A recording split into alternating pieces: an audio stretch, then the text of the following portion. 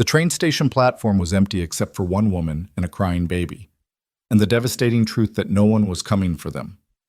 Evelyn Carter had crossed half a continent for a promise of marriage, only to find herself abandoned in a dusty Texas town where mercy was as scarce as rain. But when a tall cowboy stepped forward and said those 4 words, "Let me hold you both," everything changed. Stay with me until the end of this journey and comment which city you're watching from so I can see how far this story has traveled. The August heat pressed down on Willow Creek like a blacksmith's hammer on an anvil, unforgiving and relentless. Evelyn Carter stood on the weathered planks of the train depot platform, her dark traveling dress clinging to her skin, her arms aching from the weight of 6-month-old Clara. The baby had finally stopped crying, exhausted into a fitful sleep against Evelyn's shoulder, but the silence was somehow worse than the wailing had been. Silence meant Evelyn could hear her own thoughts, and her thoughts were a chorus of panic. He wasn't coming. She had known it, really, from the moment she'd stepped off the train and seen the empty platform. No eager fiancé rushing forward to greet her. No apologetic explanation about being delayed. Just the station master, a weathered man with tobacco-stained whiskers, who had glanced at her, at the baby, and then away with the kind of deliberate disinterest that told her everything she needed to know about her situation.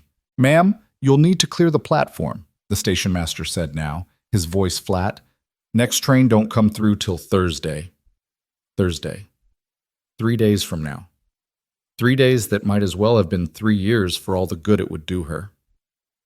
"I'm waiting for someone," Evelyn said, her voice steadier than she felt. She had perfected that voice over the past year, the one that suggested she was in control, that everything was proceeding according to plan, that she was not, in fact, a desperate woman who had gambled everything on a mail-order arrangement with a man she'd never met. The station master shrugged. "Suit yourself. But sun'll bake you like a potato before evening comes." He retreated into the depot office, and Evelyn was alone again with Clara and her 2 carpet bags, and a future that had evaporated like morning dew. She shifted Clara to her other arm and reached into her reticule for the letter, the one that had arrived in Boston 3 months ago, written in careful script that suggested education and thoughtfulness. "Dear Miss Carter, I am a rancher of good standing in Willow Creek, Texas, seeking a wife to help build a life on the frontier. I am 32 years of age, of sound health and moral character, and owner of 300 acres of grazing land. If you are willing to make the journey, I will meet you at the station on August 15th, and we will be married the following day by the circuit preacher." She didn't need to read the rest. She'd memorized every word during the endless train journey from Boston, analyzing each phrase for hidden meaning, trying to construct a picture of Thomas Whitfield from his careful prose. She'd imagined him kind, perhaps. Reserved, certainly. A man who would accept her situation without judgment, who would give Clara a father and Evelyn a second chance at respectability. She'd been a fool. "Excuse me, miss?" Evelyn turned sharply, her hand instinctively tightening around Clara. A young boy, no more than 12, stood at the edge of the platform, his cap pushed back on his head, his face smudged with dirt. "Are you Miss Evelyn Carter?" he asked. Hope flared in her chest, painful and desperate. "Yes. Yes, I am. Did Mr. Whitfield send you?" The boy dug in his pocket and produced a folded piece of paper, already softened from handling. "Man at the general store paid me a nickel to deliver this. Said to give it to the lady who came in on the afternoon train." Evelyn's hands trembled as she took the note. She fumbled in her reticule for a penny and pressed it into the boy's hand before he scampered away. Then, with Clara still sleeping against her shoulder, she unfolded the paper. The handwriting was different from the letters she'd received, hasty, almost illegible. "Miss Carter, by the time you read this, I will be on my way to California. Business opportunity came up that I couldn't pass. I've left $20 with the storekeeper for you. Should be enough to get you back east. Sorry for the inconvenience. T. Whitfield." The paper fluttered from her fingers. She watched it drift across the platform, caught for a moment in a dust devil before settling against the depot wall. $20. As if that could undo the 2,000 miles she'd traveled, as if that could restore the life she'd given up, the position as a governess she'd resigned, the room she'd rented that had already been let to someone else. as if $20 could erase the fact that she was alone, essentially penniless, in a town where she knew no one and had no prospects. Clara stirred against her shoulder, making the small mewling sounds that preceded full-blown hunger cries. Evelyn swayed automatically, the motion so ingrained now that she did it without thinking. She needed to feed the baby. She needed to find shelter. She needed to think, to plan, to figure out how to salvage this disaster. But first she needed to sit down before she fell down. She made her way to the bench against the depot wall and sank onto it, grateful for the narrow strip of shade the building provided. Clara was waking now, her tiny fists batting against Evelyn's collar, her face scrunching in that way that meant she would be screaming within moments. Evelyn unbuttoned her traveling dress with practiced efficiency, arranging her shawl to provide some privacy as she began to nurse. This was what had made everything so complicated in the first place. This precious, innocent child who had cost Evelyn everything, her reputation, her position, her future. Not that Clara knew any of that. Not that she understood how she'd come into the world, or what it meant that she bore no father's name, or that the story Evelyn told strangers, that Clara was her orphaned niece, that Evelyn had nobly assumed her care after her sister's tragic death, was a lie constructed to make their existence bearable. "You and me against the world, little one," Evelyn whispered, stroking Clara's downy head. "We'll figure something out. We always do." But even as she said it, she wasn't sure she believed it anymore. There was a limit to human endurance, she was discovering, a point at which optimism and determination gave way to simple, crushing despair. She thought she might be approaching that point now, here on this God-forsaken platform, in this God-forsaken town, at the edge of nowhere. The sun crawled across the sky. Clara finished nursing and fell back asleep, her small body relaxed and trusting in Evelyn's arms. The heat was suffocating, even in the shade. Evelyn's head began to ache, a tight band of pain across her temples that intensified with each passing minute. She knew she should get up, should retrieve that $20 from the general store, should find somewhere to stay. But the effort of moving seemed insurmountable. She closed her eyes, just for a moment, just to rest. "Ma'am? Ma'am, are you all right?" The voice pulled her from the gray fog that had been threatening to claim her. Evelyn forced her eyes open and found herself looking up at a man, tall, broad-shouldered, with sun-weathered skin and eyes the color of summer sky. He held his hat in his hands, concern etched across his features. "I'm fine," Evelyn said automatically, the lie coming easily after so much practice. "Just resting." "With respect, ma'am, you don't look fine. You look about ready to keel over."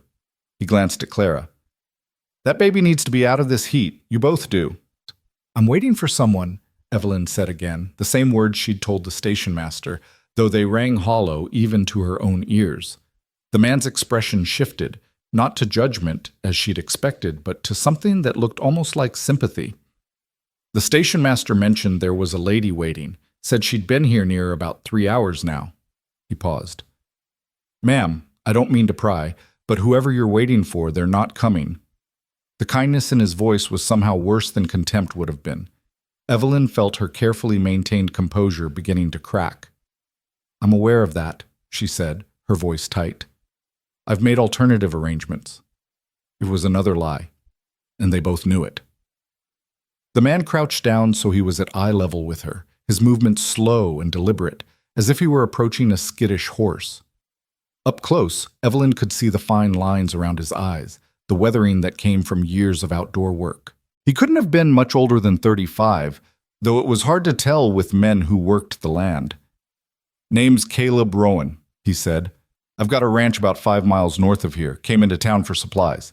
He nodded toward a wagon hitched nearby, loaded with sacks and crates. "I'm not asking for your life story, ma'am, and I'm not making any assumptions about your situation. But what I'm saying is this. It's near about 95 degrees, you've been sitting in the sun for hours, and that baby needs care. Let me at least get you both somewhere cool, get some water in you, then you can figure out your next move." Evelyn wanted to refuse. Pride demanded it.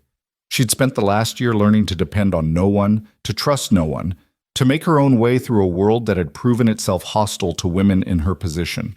But Clara was stirring again, fussy and hot, and Evelyn's head was pounding so hard she could barely think straight. I have $20, she said, hating how defensive she sounded. I can pay for a room at the boarding house. Caleb's jaw tightened almost imperceptibly. We don't have a boarding house in Willow Creek, ma'am. Closest accommodation would be back in Fort Worth, and that's a 2-day journey. Of course. Of course this miserable town wouldn't even have a boarding house. Evelyn closed her eyes again, fighting back tears that she absolutely would not shed in front of this stranger, no matter how kind his eyes were. I'll make you a deal, Caleb said quietly. You let me drive you out to my ranch. My sister Margaret lives there. She's the respectable one in the family, runs the household. You can rest, get your bearings, have a proper meal. Tomorrow, when you're thinking straight, we'll figure out what to do next. If you want to head back east, I'll personally see you get on the next train with provisions and whatever help you need. But right now, in this moment, the smartest thing you can do is accept help from someone who's offering it with no strings attached. Evelyn searched his face for any sign of ulterior motive, any hint of the kind of proposition that men sometimes made to women they perceived as desperate and vulnerable. She found none, just honest concern and what looked like genuine kindness. Why would you help me? She asked. You don't know me. No, ma'am, I don't. But I know what it's like to be at the end of your rope, and I know that my mama, God rest her, would tan my hide if I left a woman and a baby to suffer when I had the means to help. He stood, settling his hat back on his head. Look, I understand if you don't trust me.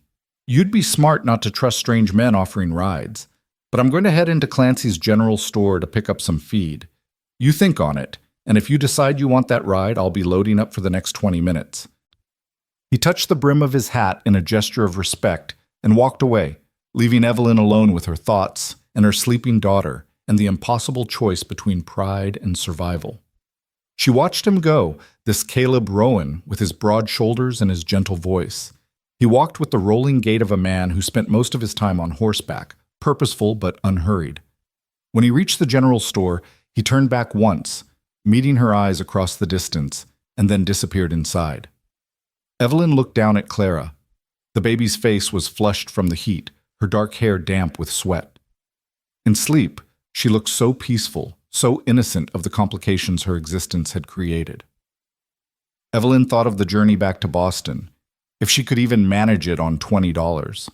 Thought of arriving with no position, no references that didn't lead back to questions about Clara, no prospects. Thought of the boarding houses that wouldn't take a woman with an infant, the suspicion and judgment that would follow them everywhere.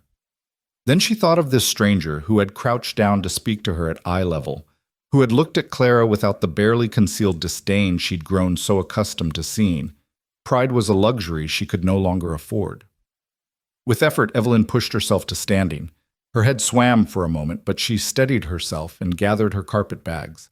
Clara woke at the movement, but didn't cry, just gazed up at Evelyn with those impossibly blue eyes that were her only inheritance from her father, a man Evelyn tried very hard not to think about. Well, little one, Evelyn murmured, it seems we're about to put our faith in the kindness of a stranger, again. Let's hope this one works out better than the last. She made her way to the general store, each step deliberate. Through the dusty window, she could see Caleb talking with the storekeeper, a rotund man with an impressive mustache. When Evelyn pushed open the door, a bell jangled overhead, and both men turned to look at her. Ah, Miss Carter, the storekeeper said, and Evelyn caught the knowing tone in his voice. This would be the man Thomas Whitfield had left the money with, the man who knew she'd been abandoned. I have something for you, just a moment. He disappeared into the back room, leaving Evelyn standing there with Caleb, who was watching her with an expression she couldn't quite read.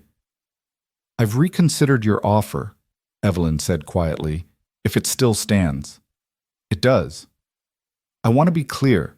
I can pay for my keep. I'm not looking for charity. Something flickered in Caleb's eyes. Understood. Though Margaret would likely argue that accepting a meal and a place to rest for one night doesn't require payment, but we can discuss that later. The storekeeper returned with an envelope, which he handed to Evelyn with obvious discomfort. Mr. Whitfield left this for you, said to express his apologies for the situation. Evelyn took the envelope without comment and tucked it into her reticule. Apologies. As if that changed anything. Thank you, she said flatly. Caleb was already moving toward the door with his purchases. "I'll get these loaded and bring the wagon around. Be just a few minutes, ma'am." When he was gone, the storekeeper leaned forward, lowering his voice conspiratorially. "You know, Miss Carter, if you're looking for work, the saloon is always hiring. A woman with your attributes could do well there. Better than breaking your back on some ranch, anyway." The implication was clear, and Evelyn felt fury rise hot and sharp in her throat, but she swallowed it down, along with the dozen cutting remarks she could have made. She needed to conserve her energy for the battles that mattered. "Thank you for the suggestion," she said coldly, "but I'll decline." She walked out of the store without waiting for a response, back into the brutal sunlight. True to his word, Caleb was bringing the wagon around. It was a sturdy farm wagon, nothing fancy, pulled by two dappled horses that looked well cared for. He hopped down and reached for her bags. "Let me get those for you?" Evelyn hesitated only a moment before letting him take them. Caleb arranged them carefully in the back of the wagon, then turned to help her up onto the bench seat. She climbed up awkwardly, trying to manage her skirts and Clara simultaneously. Once she was settled, Caleb walked around to the other side and climbed up beside her. "It's about a 40-minute drive," he said, taking up the reins. "The road's a bit rough in places, but these horses know it well enough. You just hold on to that little one and try to rest if you can." He clicked his tongue, and the horses moved forward. The wagon lurched into motion, and Evelyn grabbed the edge of the bench seat with one hand while cradling Clara with the other. As they left the town behind, heading north into open country, she allowed herself one last look back at the depot platform, where she'd waited for a future that would never arrive. Then she turned her face forward toward whatever came next. The landscape opened up around them as they left Willow Creek behind, vast stretches of grassland punctuated by occasional stands of mesquite and live oak. The horizon seemed impossibly distant, and the sky was a dome of merciless blue. Evelyn had never seen so much space in her life. Boston had been all narrow streets and crowded buildings, every inch of land accounted for and built upon. This was something else entirely. Beautiful in its way, but also lonely, indifferent. "First time in Texas?" Caleb asked, breaking the silence. "Yes," Evelyn said. "I've never been west of Philadelphia before. It's different out here. Takes some getting used to." He paused. "What part of the East are you from? Your accent sounds educated." "Boston. I was a governess there." She said it simply, offering the fact without elaboration. Caleb nodded. "That's skilled work. You must be good with children." Evelyn glanced down at Clara, who was watching the passing landscape with wide, curious eyes. "I try to be." They rode in silence for a while. Despite her exhaustion and anxiety, Evelyn found herself noticing details. The way Caleb held the reins with relaxed competence, the calluses on his hands that spoke of hard work, the way he occasionally pointed out landmarks to help her orient herself even though she hadn't asked. "That's Broken Rock Creek over there," he said, gesturing to a line of cottonwoods that marked water. "It runs through the southern edge of my property, and that hill in the distance, we call it Sentinel Peak. You can see it from the ranch house." "How long have you been here?" Evelyn asked. 5 years this November. Bought the land from a family heading back to Missouri. They'd given up on ranching, said the land was too hard, too dry. But I saw potential. He smiled slightly. "My sister said I was crazy. Took her a while to come around, but she's here now, and she's got the house running smoother than I ever could on my own." "And your wife?" Evelyn asked, then immediately wished she could take the question back. It was too personal, too presumptuous. But Caleb didn't seem offended. "No wife. Haven't found the right woman, I suppose. Or maybe the right woman hasn't wanted to take on a struggling rancher." He said it lightly, but Evelyn caught something underneath, perhaps loneliness, perhaps resignation. "Margaret keeps telling me I need to settle down, but..." He shrugged. "It'll happen when it happens." Or it wouldn't, Evelyn thought. She knew all about plans that failed to materialize, about futures that evaporated like morning mist. But she didn't say any of that aloud. Instead, she adjusted Clara in her arms and watched the landscape roll by. After another stretch of silence, Caleb cleared his throat. "Look, ma'am, I don't know your full story, and I'm not asking for it, but I feel I should tell you, small towns talk. By now, word's probably spread that you were left at the station. Folks will have questions, will make assumptions. My sister, she's good people, but she'll want to know enough to help you properly. You comfortable with that?" Evelyn's chest tightened. This was it, the moment where she had to decide how much truth to offer, how much of her story to reveal. The lies had protected her in Boston, where no one knew her history. But here, where she was already the subject of gossip, where her arrival and subsequent abandonment were public knowledge, what exactly will people be assuming? She asked carefully. Caleb looked uncomfortable. That you're a mail-order bride who got left behind, that you're in some kind of trouble coming all this way with a baby and no husband. And they'd be right, Evelyn said quietly, about all of it. She saw Caleb's hands tighten on the reins, though his expression remained neutral. The baby's father? Gone. Has been since before she was born. Evelyn kept her voice level, refusing to let it shake. I told people in Boston that Clara was my orphaned niece, that I was caring for her after my sister died. It was easier than the truth, but the truth is that I'm an unmarried mother who made a terrible mistake with a man who made grand promises and then disappeared when things got complicated. There. She'd said it. Let Caleb Rowan make of that what he would. If he turned the wagon around right now and took her back to town, she wouldn't blame him, wouldn't even argue. She was so tired of fighting, of pretending, of carrying the weight of her shame alone. But Caleb didn't turn the wagon around. He was quiet for a long moment, his gaze fixed on the road ahead. When he finally spoke, his voice was thoughtful rather than judgmental. That must have been hard, managing on your own, raising a child, dealing with people's opinions. Evelyn blinked, surprised by the response. Yes, it was. It is. And this mail order arrangement, that was going to solve things? Give you and the baby a fresh start? That was the idea. Evelyn laughed bitterly. I corresponded with Mr. Whitfield for 3 months. He seemed kind in his letters, understanding. I told him about Clara, about my situation. He said it didn't matter to him, that he respected my honesty and was willing to accept us both. I thought... She stopped, swallowing hard. I thought I'd found someone decent, someone who could see past my mistakes to the person I'm trying to be. And instead he ran off to California. Apparently a gold claim was more appealing than a ready-made family. Evelyn adjusted Clara again, using the movement to hide the tears that were threatening. I don't know why I'm telling you all this. You didn't ask for my life story. Maybe not, Caleb said. But maybe you needed to tell someone. And for what it's worth, Miss Carter, Thomas Whitfield is a damned fool. The bluntness of it startled a laugh out of Evelyn. A real laugh, the first in what felt like months. That's one way to put it. It's the only way to put it. Any man who'd leave a woman and a baby stranded like that isn't worth the powder it'd take to blow him to hell. Caleb glanced at her, and she was struck again by the kindness in his eyes. You're better off without him. Perhaps, but that doesn't solve my immediate problem. No, Caleb agreed, but problems have solutions, Miss Carter. We'll figure something out. We, as if this had become his problem too, as if he'd somehow taken responsibility for her well-being in the space of an hour's acquaintance. Evelyn didn't know what to make of it. In her experience, men didn't involve themselves in women's troubles unless there was something in it for them. But Caleb Rowan seemed to be operating under different rules, rules she didn't quite understand yet. The wagon crested a small rise, and Caleb pulled the horses to a stop. There it is, he said, pointing ahead. The Double R Ranch. Evelyn followed his gaze and saw, spread out in the valley below, a collection of buildings that suggested industry and care.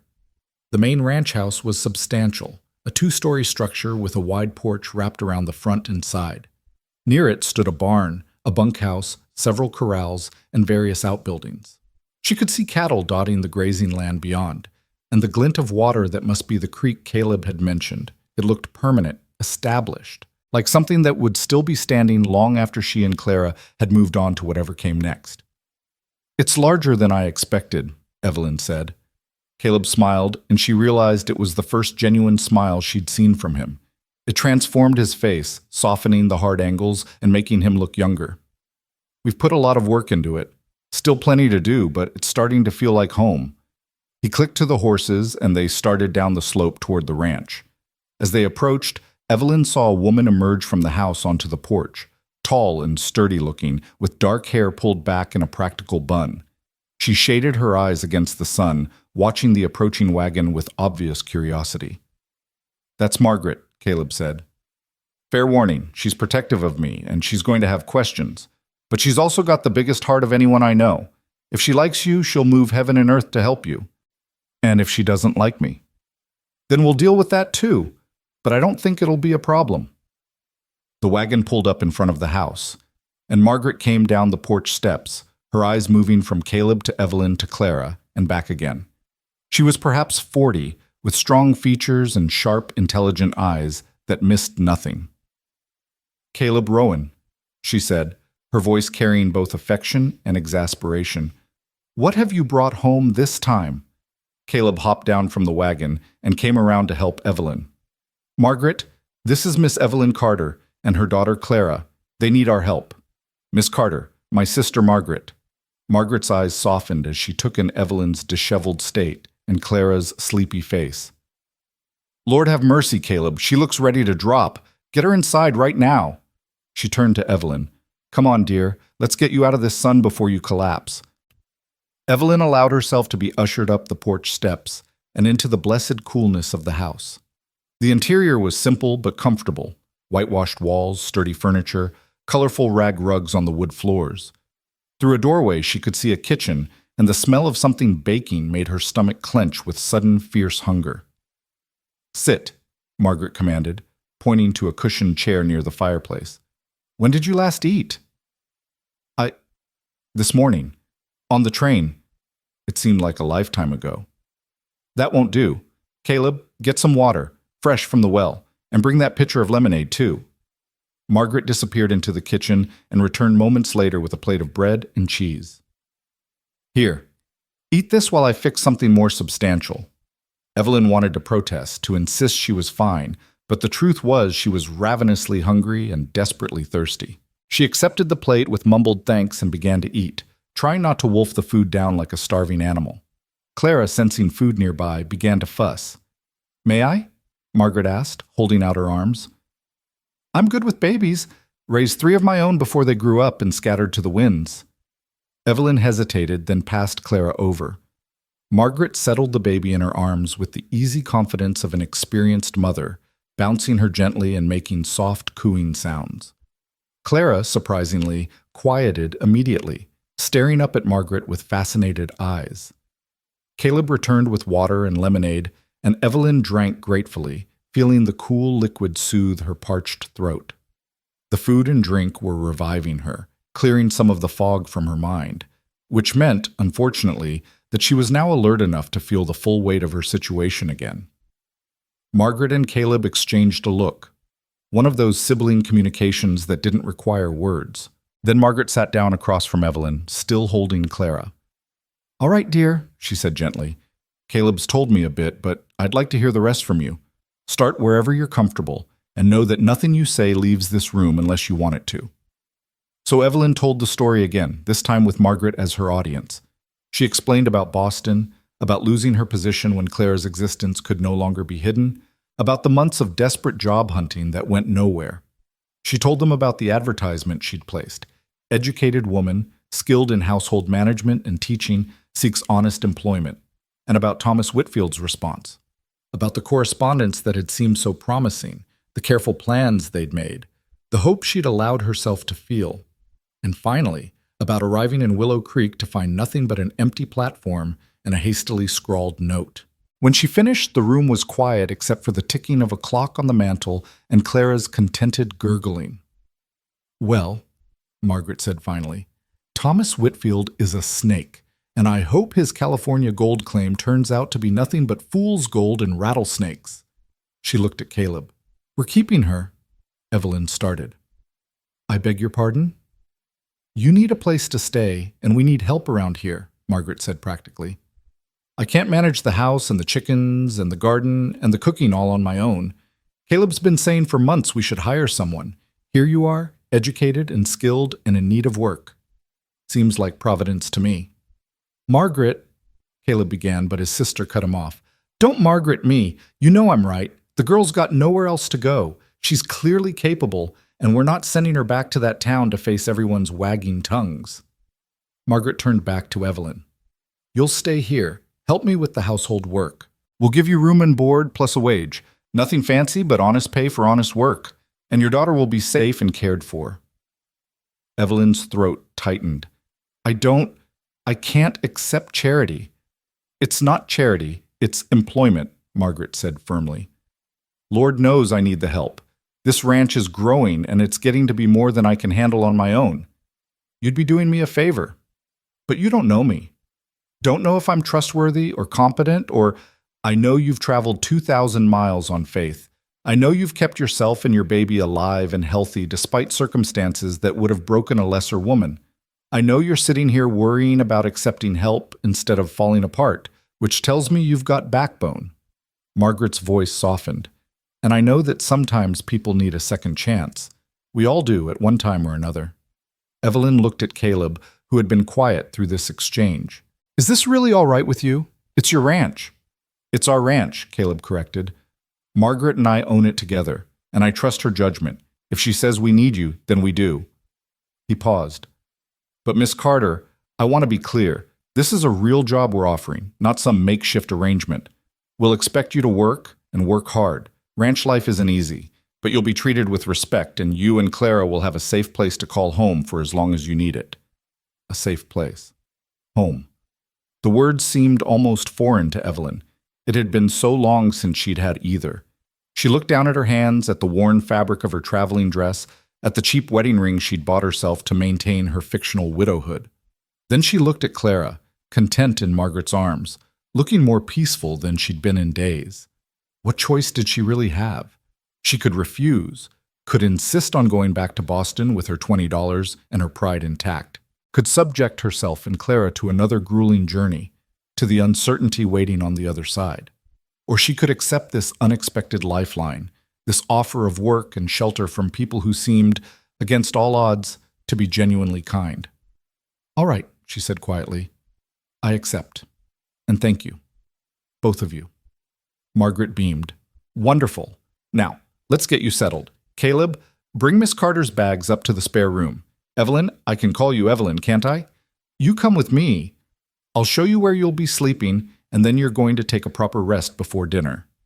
Evelyn found herself being herded upstairs, with Margaret still carrying Clara and keeping up a steady stream of practical talk about household routines and what would be expected of her. The spare room was small but clean, with a real bed covered in a colorful quilt, a dresser, and a window that looked out over the grazing land toward Sentinel Peak. There was even a cradle in the corner, dusty from disuse but solid. Use that for my youngest, Margaret said, noticing Evelyn's gaze. He's 15 now, and near about as tall as his uncle. But it's still good. We can clean it up for Clara. Caleb appeared with the carpet bags and set them gently on the floor. I'll let you get settled, he said. Dinner's usually around 6. Margaret rings the bell when it's ready. He left and Margaret handed Clara back to Evelyn. You rest now. There'll be plenty of time for work tomorrow. Today, you just recover. She paused at the door. And Evelyn, welcome to the Double R. Then she was gone, and Evelyn was alone in a room that was hers, at least for now, in a house that was offering her shelter, with people who had shown her more kindness in a few hours than she'd experienced in a year. She sat down on the bed, Clara in her arms, and finally allowed herself to cry. Great, gasping sobs of relief and exhaustion and something that might have been hope.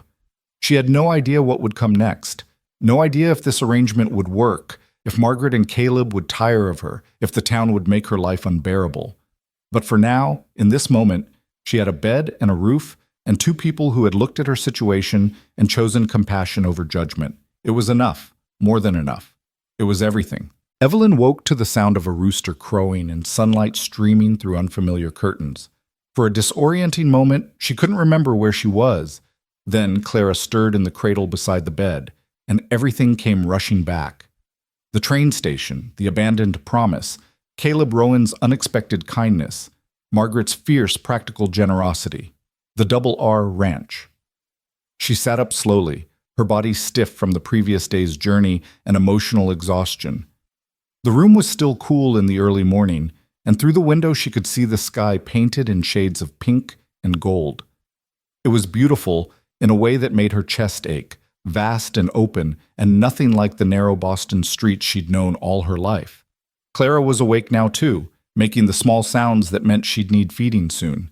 Evelyn picked her up, marveling as she always did at the solid warmth of her daughter's small body, the way Clara's fingers curled instinctively around hers.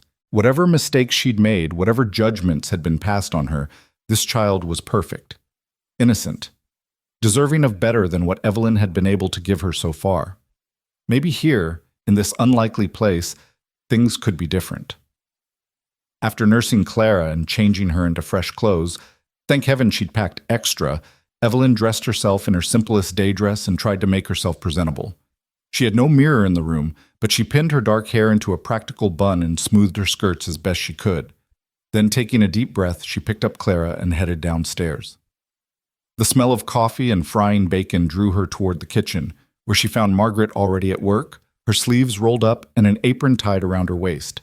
The older woman looked up as Evelyn entered and smiled. "Good morning. I was about to come wake you, but I figured you needed the sleep. How are you feeling?" "Better, thank you." Evelyn shifted Clara in her arms. "What can I do to help?" Margaret gestured toward the table. "Sit down and have some coffee first. You're not on the clock yet. Give yourself time to settle in. Besides, this is already nearly done. I've been cooking for ranch hands for years. I can manage breakfast in my sleep." Evelyn wanted to protest, but the exhaustion of the previous day still clung to her, and the coffee smelled heavenly. She sat down at the long wooden table, settling Clara in her lap, and accepted the cup Margaret poured for her.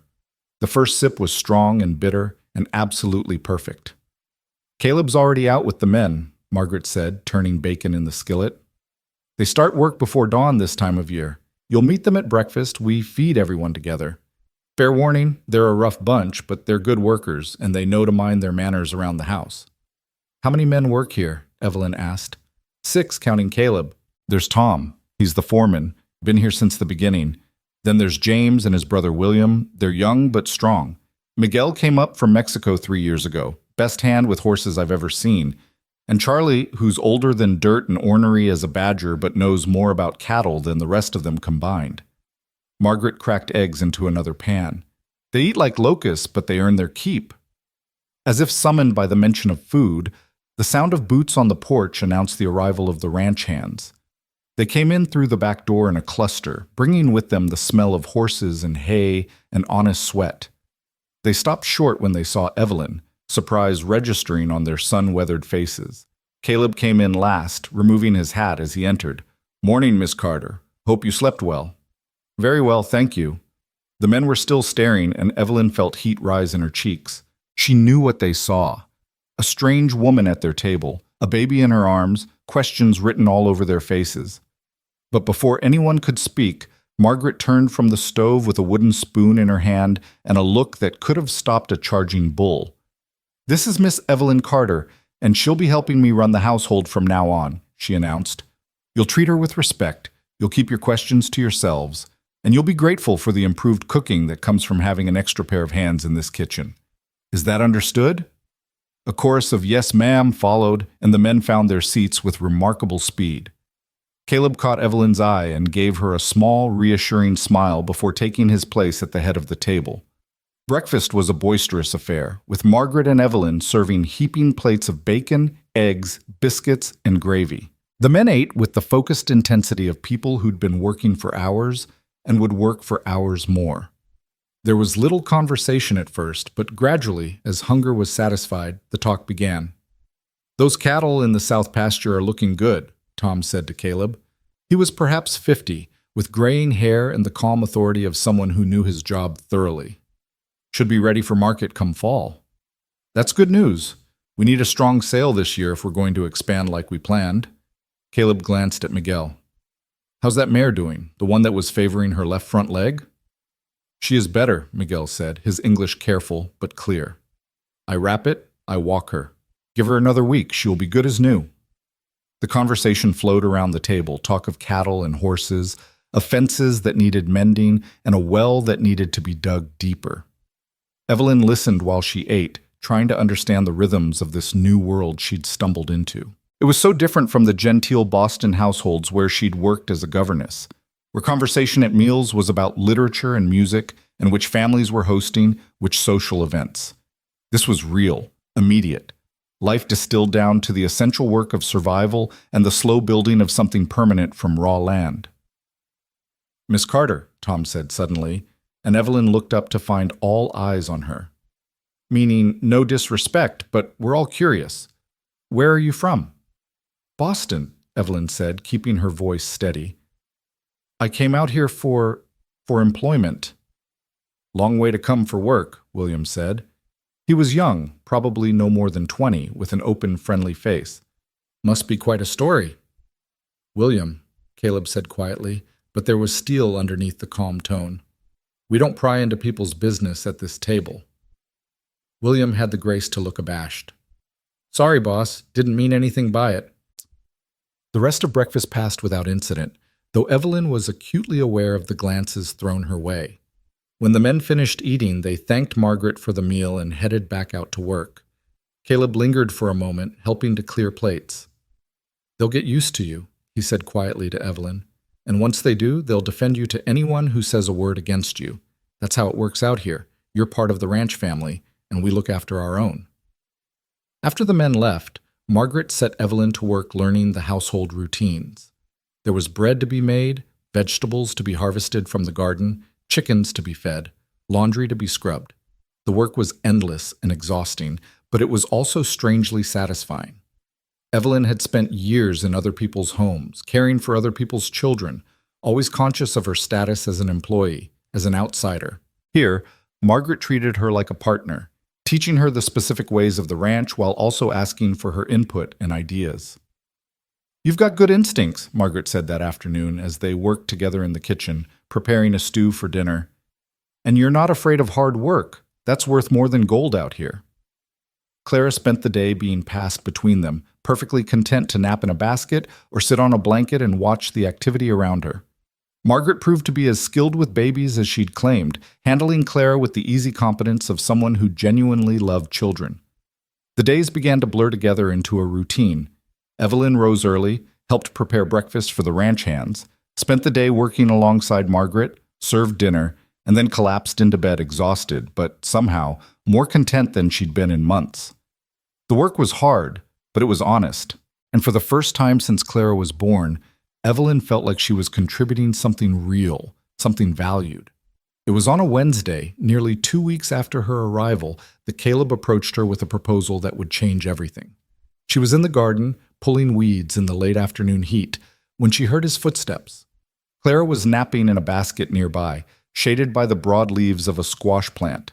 Evelyn sat back on her heels, pushing a strand of hair out of her face, and looked up to find Caleb watching her with an expression she couldn't quite read. "Miss Carter, do you have a moment?"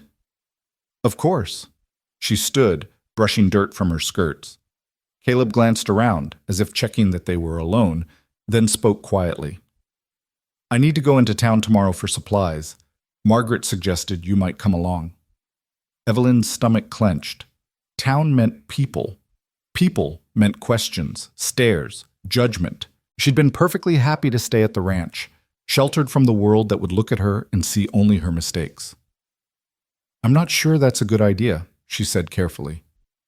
"I understand your hesitation," Caleb said, "but you can't hide here forever. Sooner or later, you'll need to face the folks in Willow Creek. Better to do it on your own terms, with someone beside you, than to wait until you're forced into it." "What will they say? What do they already know?" Caleb's jaw tightened. "I won't lie to you. Word has spread that you were left at the station. Thomas Whitfield's disappearance was the talk of the town for a few days. Some folks have been unkind in their speculation." "About me?" "About the situation. But Miss Carter, Evelyn, hiding won't change their minds. Standing tall and showing them you're not ashamed might." Evelyn looked down at Clara, sleeping peacefully in her basket.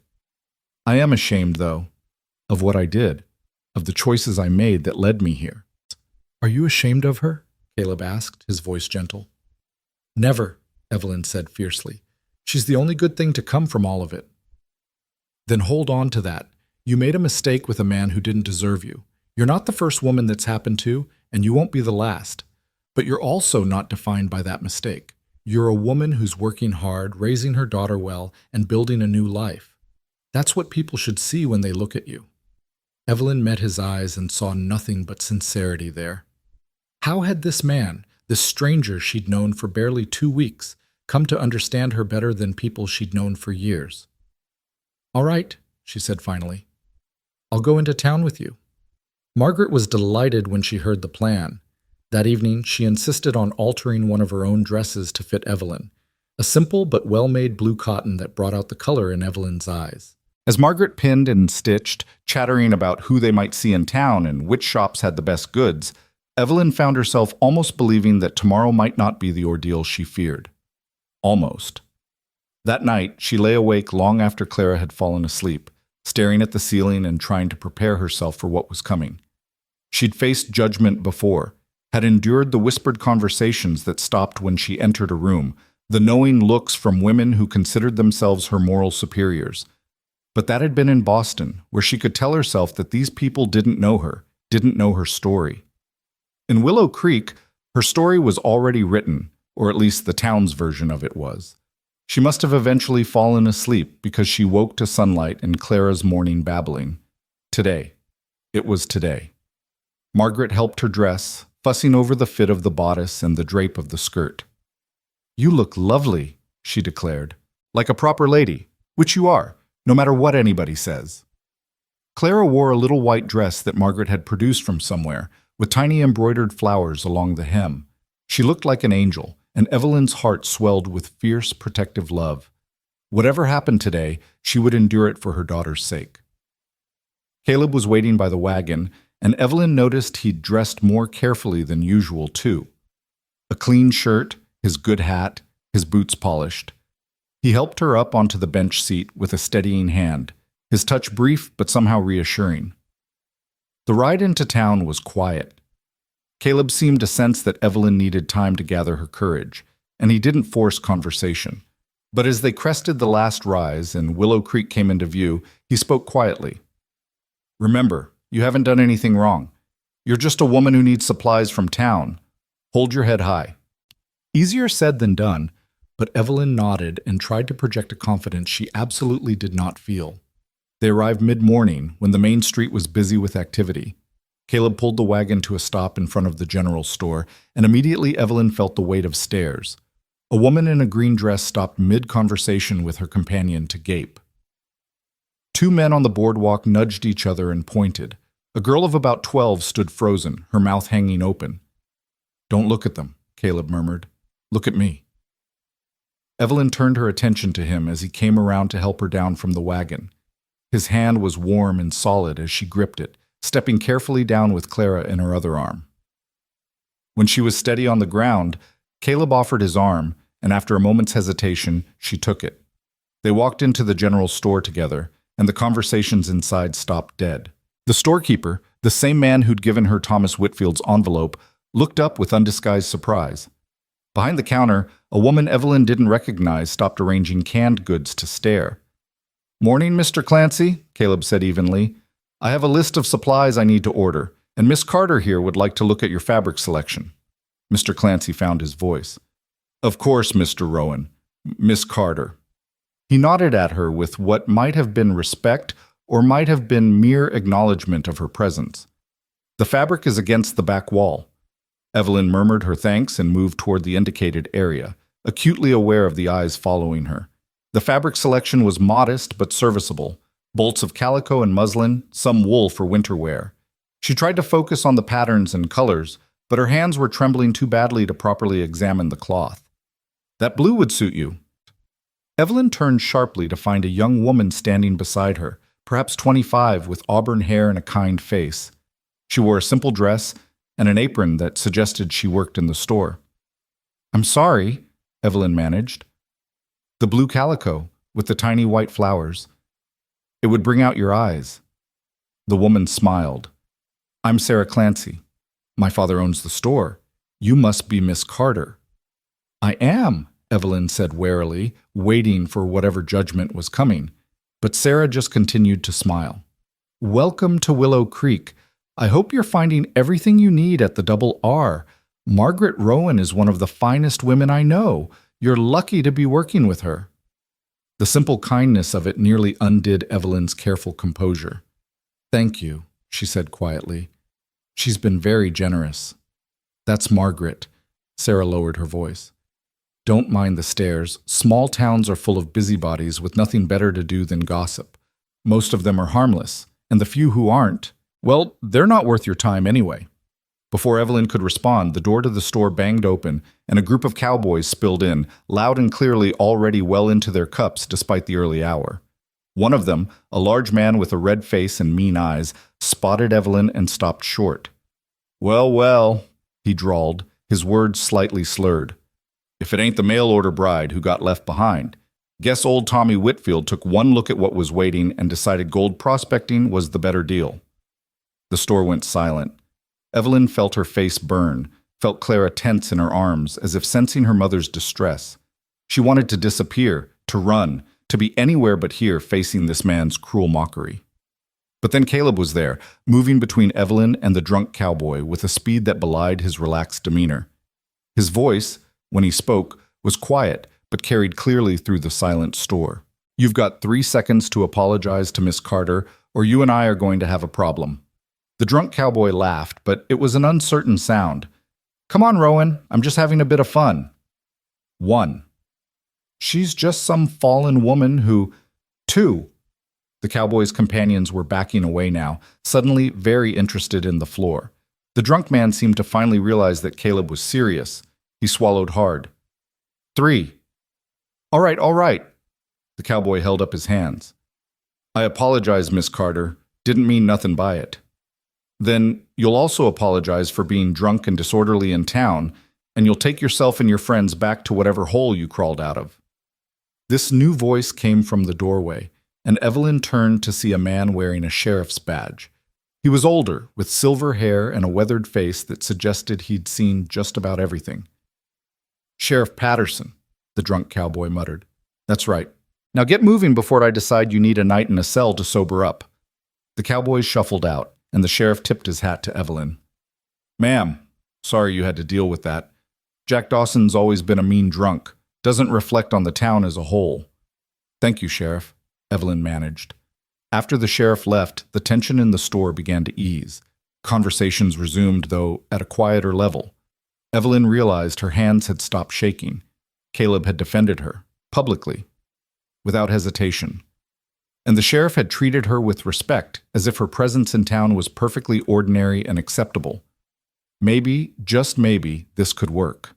She selected the blue calico Sarah had recommended, along with some thread and buttons. Caleb completed his supply order, and Mr. Clancy treated them both with careful politeness as he totaled their purchases. As they prepared to leave, Sarah caught Evelyn's arm. The church has a ladies' social every month, she said quietly. Next one's this Saturday. I'd be pleased if you'd come as my guest.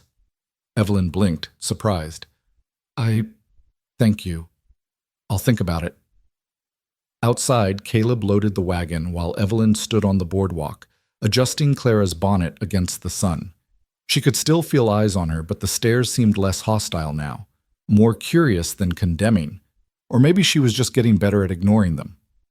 Ready to head back? Caleb asked, offering his hand to help her up. Yes, I think... Oh my goodness, is that Caleb Rowan? The voice was feminine, cultured, and carried the kind of confidence that came from privilege. Evelyn turned to see a woman approaching, beautiful in an expensive sort of way, with golden hair arranged in elaborate curls, and a dress that probably cost more than Evelyn earned in 3 months. Behind her walked an older couple who bore enough resemblance to suggest they were her parents. Caleb's expression shifted into something Evelyn couldn't quite read. Mrs. Pemberton. Mr. Pemberton, Victoria. Caleb, it's been too long. The blonde woman, Victoria, swept forward and placed a familiar hand on Caleb's arm. Papa and I just returned from San Francisco. You simply must come to dinner and tell us everything that's been happening at your ranch. Her eyes slid to Evelyn with barely concealed curiosity and something that might have been disdain. And who is this?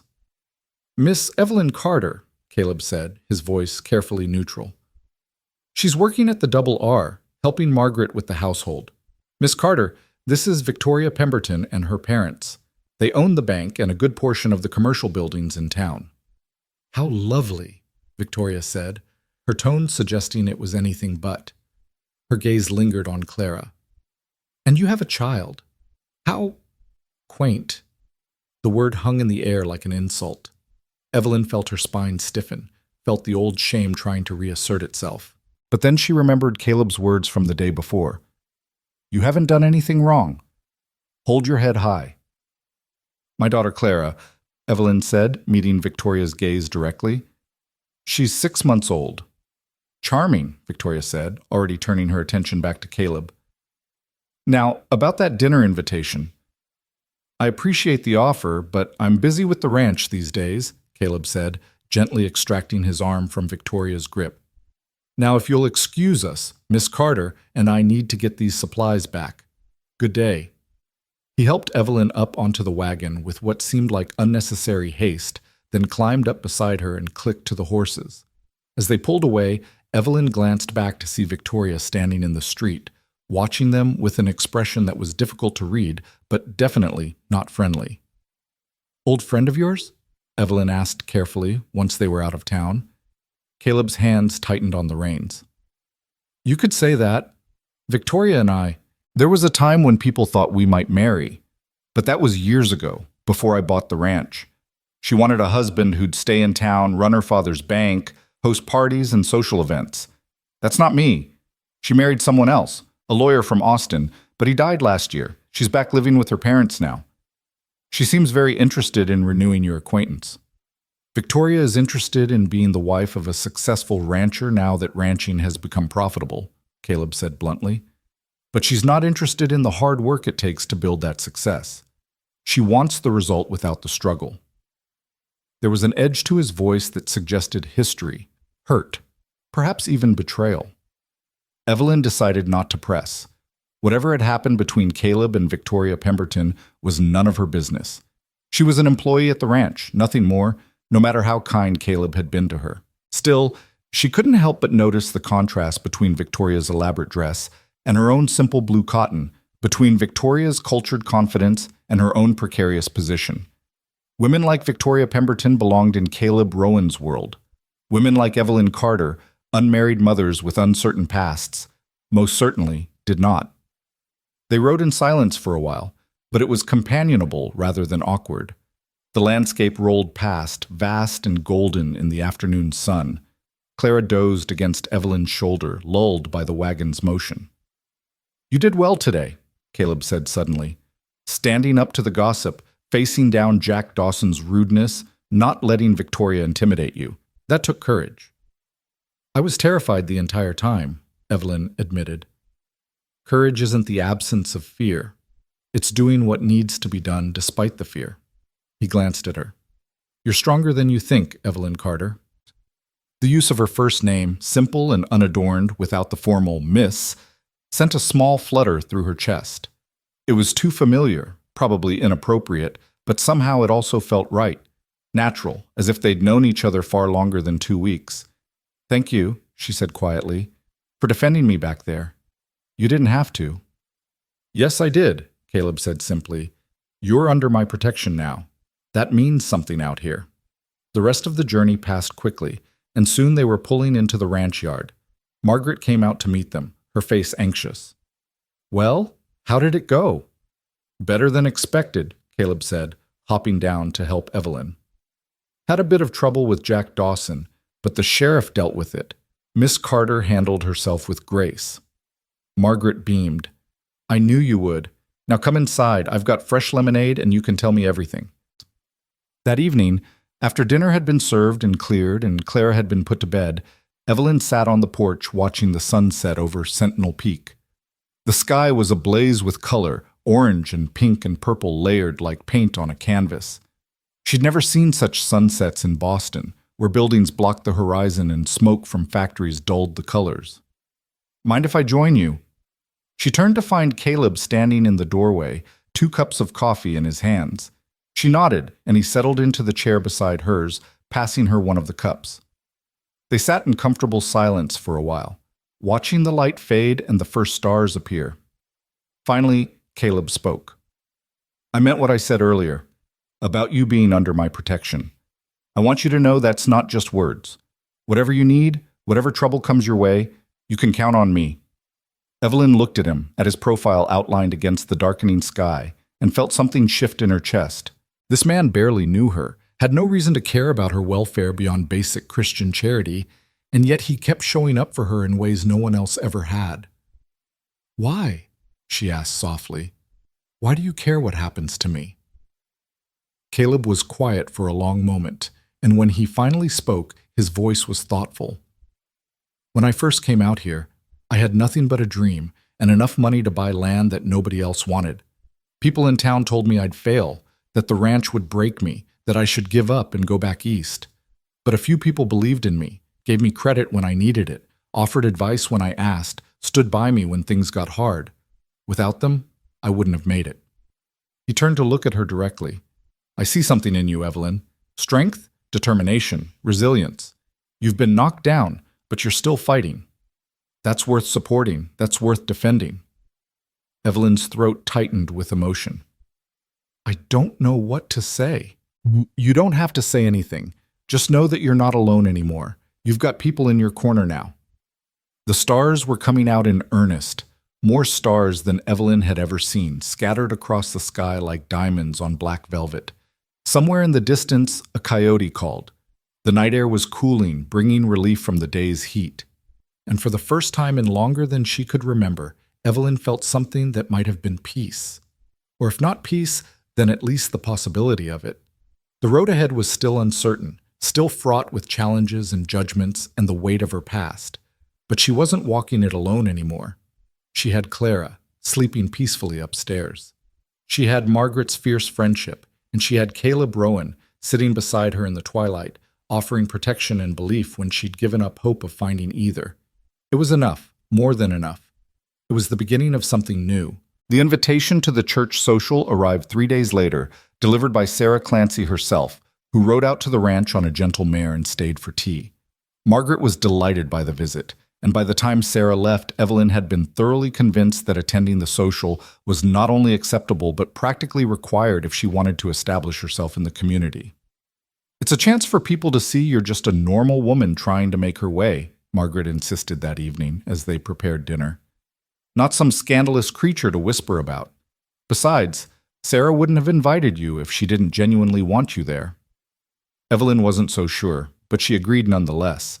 The alternative was hiding at the ranch forever, and as Caleb had pointed out, that wasn't sustainable. So on Saturday afternoon, she dressed in her blue calico, now properly hemmed and fitted, and let Margaret fuss over her hair until it was arranged in soft waves that framed her face. Clara wore her white dress again, and Margaret declared them both perfectly presentable. Caleb drove them into town in the wagon, staying unusually quiet during the journey. Evelyn noticed he kept glancing at her, as if he wanted to say something but couldn't find the right words. Finally, as they approached the church, he cleared his throat. If anyone gives you trouble, you come find me. I'll be at the livery checking on some equipment, but I'm not far. I'll be fine, Evelyn said, with more confidence than she felt. Margaret will be there, and Sarah seems kind. She is, but not everyone in town is like Sarah. He pulled the wagon to a stop near the white clapboard church. Women in their Sunday best were already gathering on the lawn, setting out dishes on long tables. Just promise me you'll be careful. I promise, Evelyn said, touched by his concern.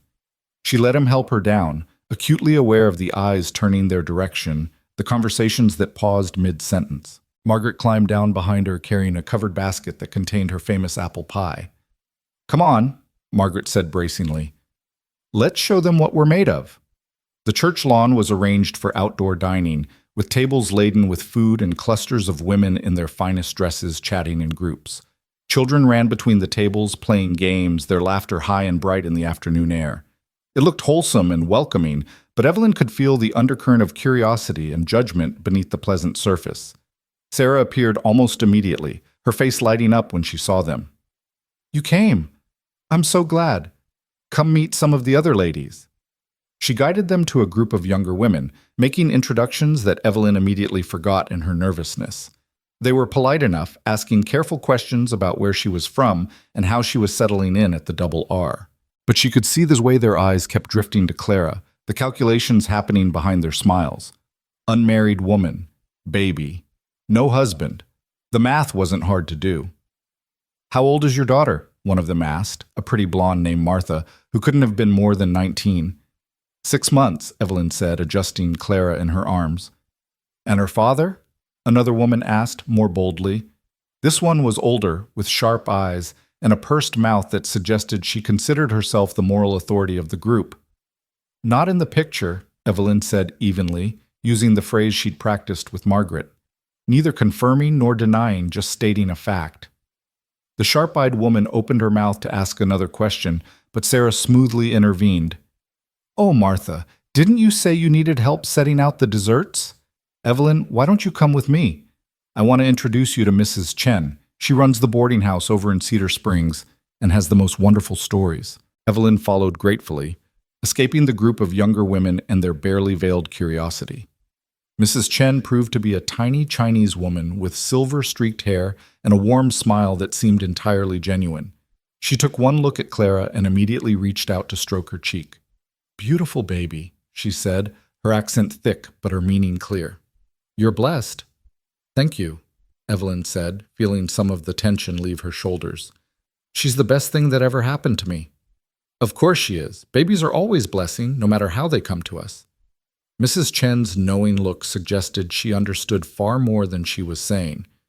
"You work at Rowan Ranch, yes? Good place. Good people."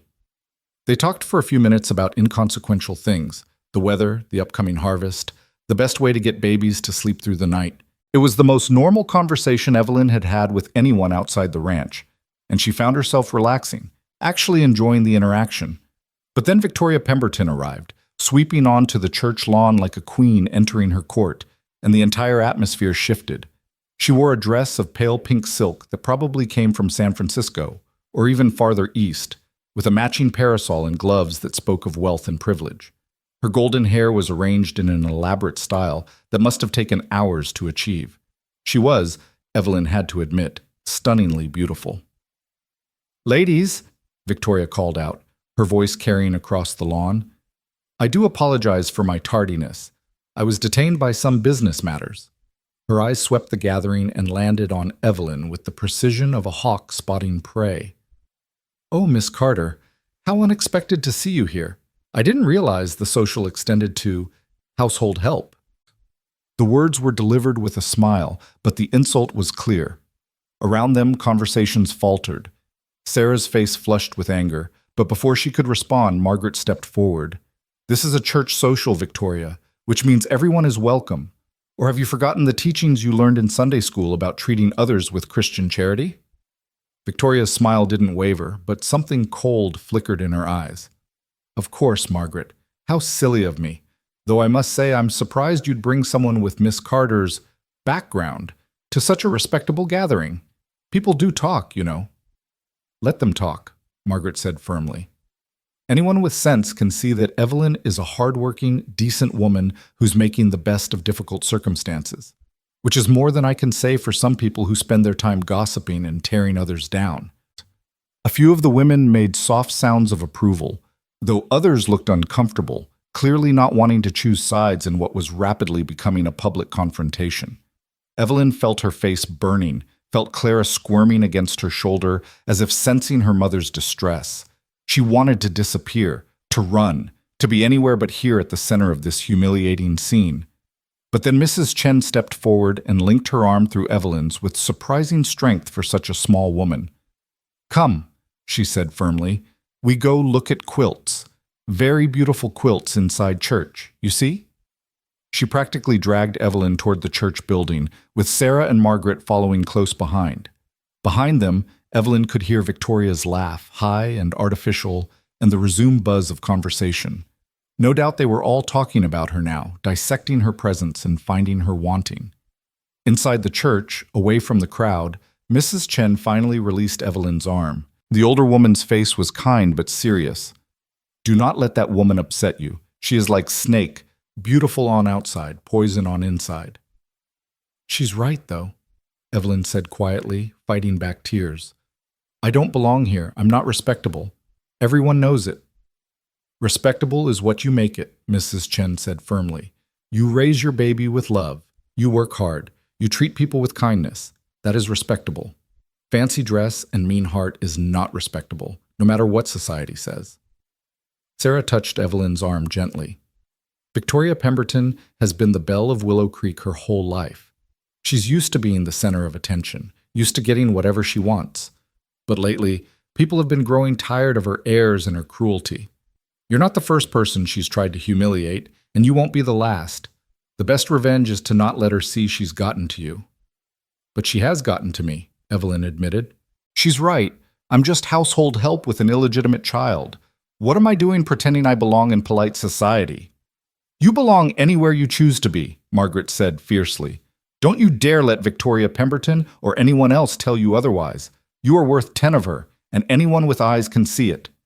Clara chose that moment to start fussing, escalating quickly into a full-blown cry that echoed through the empty church. Evelyn bounced her automatically, but the baby was working herself into a state, her face red and scrunched with distress. She needed to be fed, but that would require privacy that Evelyn wasn't sure she could find here. There's a room in the back, Sarah said quickly, as if reading her mind. The pastor's study. You can use it. I'll make sure no one disturbs you.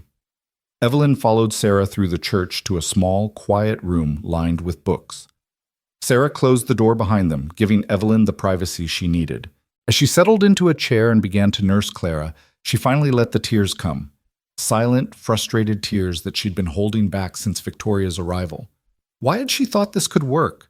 Why had she believed she could just show up in a new town and people would accept her? She was damaged goods, a fallen woman, exactly the kind of person respectable society was designed to exclude. All the hard work at the ranch, all of Caleb's kindness and Margaret's friendship couldn't change the fundamental fact of who she was and what she'd done. A soft knock at the door interrupted her spiral of self-pity. It's me, Sarah said quietly. Can I come in? Yes, Evelyn said, quickly wiping her eyes. Sarah entered, closing the door behind her. She pulled up another chair and sat down, her expression sympathetic. I'm so sorry about Victoria. She was completely out of line. She was telling the truth, Evelyn said flatly. I am what she said I am. No, you're not. You're a woman who made a mistake and had the courage to face the consequences instead of running away. Do you know how many women in this town have whispered secrets they'd die before admitting? How many hasty marriages covered up situations just like yours? You're not the first unwed mother in Texas, Evelyn. You're just the most honest one. Evelyn looked up at that, surprised. What do you mean? Sarah's mouth curved in a wry smile. You think Victoria Pemberton is some paragon of virtue? Her first baby came 7 months after her wedding. Everyone knew, but everyone pretended not to notice because her family has money and influence. That's how it works. If you're wealthy, your sins are overlooked. If you're not, they're used to destroy you. It's not fair, and it's not right, but it's reality. I didn't know, Evelyn said quietly. Most people don't talk about it. But my mother was the midwife here for 30 years before she died. She knew everyone's secrets, and she taught me that judging people for their worst moments is the cruelest thing you can do. Sarah leaned forward. Give the town time. Let them see who you really are. A good mother, a hard worker, someone worth knowing. They'll come around. Most of them, anyway. Claire had finished nursing and was already drowsing in Evelyn's arms, satisfied and peaceful. Evelyn adjusted her clothing and stood, feeling somewhat steadier. Thank you, Sarah, for everything. That's what friends do, Sarah said simply. Now, are you ready to go back out there? Because if we stay hidden, it lets Victoria think she's won, and I really don't want to give her that satisfaction. Evelyn took a deep breath and nodded. All right, let's go. They emerged from the church to find the social in full swing. The earlier tension seemed to have dissipated, replaced by the normal bustle of women serving food and catching up on gossip.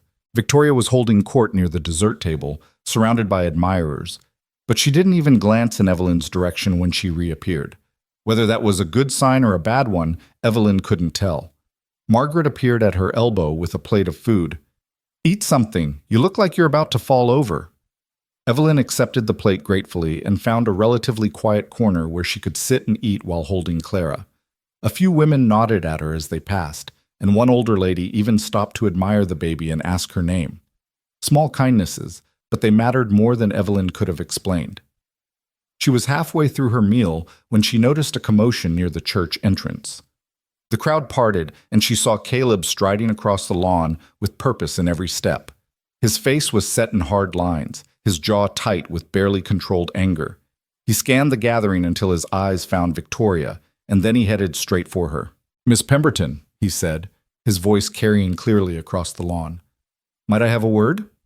Victoria turned with a practiced smile. "Why, Caleb, how lovely to see you. I didn't know you were attending the social." "I'm not. I'm here because I heard you insulted Miss Carter earlier, and I wanted to make something very clear." He looked around at the gathered women, making sure he had everyone's attention. "Evelyn Carter is employed at my ranch, which makes her part of the Double R family. Anyone who insults her insults me. Anyone who tries to make her feel unwelcome in this town will find themselves unwelcome at my ranch and at my business. I hope I'm making myself perfectly clear." The silence that followed was absolute. Victoria's smile had frozen on her face, and her cheeks were flushed with what might have been embarrassment or anger. Margaret was grinning openly, clearly delighted. Sarah looked like she was trying not to laugh, and the other women were staring at Caleb with expressions ranging from shock to approval to calculation. "Caleb, really," Victoria said, her voice strained, "I don't know what you've been told, but I was simply making an observation about propriety. Surely you can understand." "I understand perfectly," Caleb interrupted. "I understand that you think your family's money gives you the right to look down on people who are worth 10 of you. I understand that you're so concerned with appearances that you've forgotten basic human decency. And I understand that if you ever speak to Miss Carter with anything less than respect again, you and I are done, permanently." He turned on his heel and walked directly to where Evelyn sat, frozen with her plate in one hand and Clara in the other. The entire social was watching now, every eye on them, but Caleb didn't seem to care. He looked down at her, and some of the hardness left his expression. "Are you all right?" he asked quietly. Yes. You didn't have to do that." "Yes, I did." He glanced around at the watching crowd. "I should have done it the moment I heard what happened. Nobody treats you that way, not while I'm around." Evelyn felt something warm and complicated unfurl in her chest. No one had ever defended her like this, publicly, without hesitation, risking social consequences to stand up for her honor. She didn't know how to process it, how to understand what it meant. "Thank you," she managed, her voice barely above a whisper. Caleb nodded, then looked at Margaret. "I think it's time we headed home, don't you?" Margaret was still grinning. "I think that's an excellent idea. Evelyn, gather your things. We're leaving before anyone else has a chance to make a fool of themselves." The ride back to the ranch was quiet at first, with Evelyn still processing what had happened. She could feel Caleb's tension in the way he held the reins, in the set of his shoulders. Finally, she found her voice. "You shouldn't have done that. Victoria Pemberton's family is powerful. You could have made an enemy." "I made an enemy the day I refused to dance to their tune," Caleb said flatly. "Victoria wants what she can't have, and her father wants control over every successful enterprise in the county. They were never really my friends, just people who saw me as useful. I'm done pretending otherwise." "But your business? My business will be fine," the drama swirling around them. "I'm not used to people standing up for me. It's difficult to trust." "I know," Caleb said, his voice gentling, "but you're going to have to learn. Because I'm not going anywhere, and neither is Margaret. And we're not going to stop defending you just because it's uncomfortable or risky. That's what family does." Family. The word hit Evelyn like a physical blow. She hadn't had family, real family, the kind that stood by you unconditionally, since her parents died when she was 16. She'd been alone for so long, fighting every battle by herself, that the idea of having people in her corner seemed almost impossible to believe. But here was Caleb, who'd just publicly declared his support for her in front of half the town. Here was Margaret, who'd taken her in without question and treated her like a sister. Here was Sarah, who'd offered friendship without expecting anything in return. Maybe, Impossibly, she really did have family now. The thought was terrifying and wonderful in equal measure. The weeks that followed were strange ones. Word spread quickly about Caleb's confrontation with Victoria, and opinion in town seemed divided. Some people thought he was right to defend his employee, while others whispered that there must be something improper going on at the Double R for him to be so protective of a woman with Evelyn's reputation. The gossip followed Evelyn every time she went to town, but she was learning to hold her head high and ignore it, just as Caleb had taught her. The ranch work continued, endless and exhausting, but also satisfying in ways Evelyn hadn't expected. She was learning to make butter and cheese, to preserve vegetables for the winter, to manage the chickens and collect eggs without getting pecked. Clara was thriving too, growing plumper and more alert, fascinated by the animals and the wide open spaces. Margaret declared her the sweetest baby she'd ever known, and even the ranch hands had grown fond of her, taking turns making silly faces to earn her gummy smiles. Evelyn found herself settling into a rhythm, into a life that felt almost normal. She woke with the sun, worked hard all day, fell into bed exhausted at night. It was simple, but it was hers in a way nothing in Boston had ever been. She wasn't just surviving anymore, she was building something. But there was one complication she hadn't anticipated, one problem that grew larger with each passing day. She was falling for Caleb Rowan. It happened gradually, in small moments she barely noticed at first. The way he always made sure she had a chair at the dinner table, even when the ranch hands were crowded around. The way he listened when she spoke, really listened, as if her opinions mattered. The way he played with Clara, lifting her high in the air and making her giggle with pure baby joy. The way his rare smiles transformed his whole face, making him look younger and less burdened. She tried to tell herself it was just gratitude, just the natural response to someone who'd shown her kindness when she desperately needed it. But gratitude didn't explain the way her heart raced when he walked into a room, or the way she found herself watching him when she thought he wasn't looking, or the way she lay awake at night thinking about the sound of his voice and the strength of his hands. It was foolish, she knew, dangerous. Caleb Rowan was her employer, a man far above her station, someone who'd shown her charity out of the goodness of his heart. He saw her as a woman in need of help, nothing more. And even if by some miracle he did feel something for her, she had nothing to offer him but her tarnished reputation and her illegitimate daughter.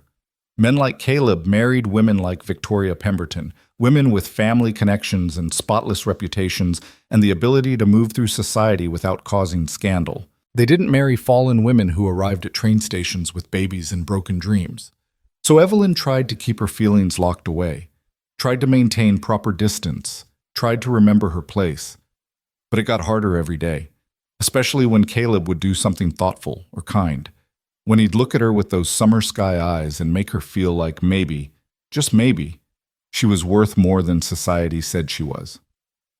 The harvest dance came in early October, when the first cutting of hay was done and the cattle had been moved to winter pasture. It was tradition, Margaret explained, for the whole town to gather at the largest barn in the county for an evening of music and dancing. Everyone would be there, ranchers and shopkeepers, families and single folks, young and old. "You have to come," Margaret insisted when Evelyn expressed reluctance. "It's the social event of the season. Besides, you can't hide from the town forever." "I'm not hiding, I'm just being practical." "You're being a coward," Margaret said bluntly, then softened her tone. "Look, I know Victoria Pemberton made you feel unwelcome at the church social, but that was months ago, and people have moved on, most of them anyway. You'll have a good time, I promise. There'll be music and dancing and more food than you can imagine, and I'll be right there with you the whole time." In the end, Evelyn agreed, mostly because refusing seemed like it would just prove Margaret's point about hiding. But as the day of the dance approached, she grew increasingly anxious. She had nothing appropriate to wear. Her few dresses were serviceable for work, but hardly suitable for dancing. Margaret solved that problem by presenting her with a dress in deep green cotton, simply made but flattering, that brought out the color of her eyes. "Where did this come from?" Evelyn asked, running her fingers over the soft fabric. "I made it," Margaret said, looking pleased with herself. "Well, Sarah helped. We've been working on it for weeks. Consider it an early Christmas present." Evelyn's throat tightened with emotion. "I don't know what to say. It's beautiful." Then say you'll wear it to the dance and have a wonderful time. That's all the thanks I need." The night of the dance arrived with a sky full of stars and a cool breeze that hinted at the coming winter. Evelyn dressed carefully in her green dress, pinning her hair up and allowing herself a moment to appreciate how she looked in Margaret's small mirror. She looked different than she had in Boston, healthier, stronger, more alive. The ranch had changed her in ways that went beyond the physical. Clara was staying with Mrs. Chen for the evening. The older woman had offered to watch her, saying she missed having babies around. Evelyn had been hesitant to leave her daughter, but Margaret had insisted it would be good for both of them to have a break from each other. When Evelyn came downstairs, she found Caleb waiting in the front room, and her breath caught at the sight of him. He'd dressed up too, a clean white shirt, a vest, his dark hair still damp from washing. He looked handsome in a rugged, uncomplicated way that made her heart do complicated things. His eyes widened when he saw her. "You look—" He stopped, cleared his throat. "That's a beautiful dress." "Margaret made it," Evelyn said, suddenly shy. "She has good taste." He was still staring at her in a way that made her feel warm and nervous and hopeful all at once. Then Margaret bustled in, breaking the moment, and they all headed out to the wagon. The barn was already crowded when they arrived, lit by dozens of lanterns that cast a warm, golden glow over everything. A band was setting up in one corner, fiddle, guitar, and banjo, and long tables groaned under the weight of contributed dishes. People clustered in groups, talking and laughing, and children ran wild, freed from their usual constraints. It looked magical, like something from a fairy tale, and despite her nervousness, Evelyn felt a flutter of excitement. Sarah found them almost immediately, looking pretty in a blue dress. "You came! And don't you look lovely? Come on, let's get some cider before the music starts." The evening passed in a blur of introductions and polite conversations. Most people were friendly enough, though Evelyn noticed the way some of the more prominent families kept their distance, the way certain women looked at her with barely concealed disdain. But there were also genuine smiles, kind words, an invitation for Mrs. Chen to visit for tea. It was a mixed reception, but better than she'd feared. When the music started, couples began to pair off for dancing. Evelyn watched from the sidelines, content to observe. She'd never been much of a dancer anyway, and she certainly didn't expect anyone to ask her. But then Caleb appeared at her elbow, his hand extended. "Dance with me?" he asked simply. Evelyn's heart leaped into her throat. I'm not very good." "Neither am I. We'll muddle through together." She looked at his outstretched hand, at his patient expression, and made a decision. She placed her hand in his and let him lead her onto the floor. The dance was simple, just a basic pattern that even Evelyn could follow. But being this close to Caleb, feeling his hand warm against her waist, smelling the clean scent of soap and leather, it was overwhelming in the best possible way. She tried to focus on the steps, on not trampling his feet, but all she could really think about was how right this felt, how natural. "You're doing fine," Caleb said quietly, guiding her through a turn. "I'm concentrating very hard on not embarrassing myself." He laughed, and the sound made her smile. Around them, other couples spun and swayed, lost in their own private worlds. The music swelled, fiddle and guitar weaving together in an old melody that spoke of longing and hope and the simple joy of being alive. "Evelyn," Caleb said, and something in his voice made her look up and meet his eyes. "I want you to know," but whatever he wanted her to know was interrupted by a commotion near the entrance. The music faltered and stopped as people turned to look. Evelyn followed their gaze and felt her stomach drop. Standing in the doorway, looking around with an expression of barely concealed contempt, was Victoria Pemberton. But she wasn't alone. On her arm was a tall man in an expensive suit, silver-haired and distinguished, who surveyed the gathering with the cool assessment of someone evaluating livestock. "Ladies and gentlemen," Victoria called out, her voice cutting through the sudden quiet, "I do apologize for the interruption, but I have some news that I simply couldn't wait until morning to share." She swept into the barn with the man following, and the crowd parted before them like water before a ship's prow. Evelyn noticed that Caleb had gone very still beside her, his jaw tight. "As many of you know, my late husband left me with significant property holdings," Victoria continued, "and I've recently entered into a business partnership that I believe will be very beneficial for our entire community. She smiled, but it didn't reach her eyes. May I present Mr. Harold Whitmore, a very successful businessman from Dallas who specializes in land development.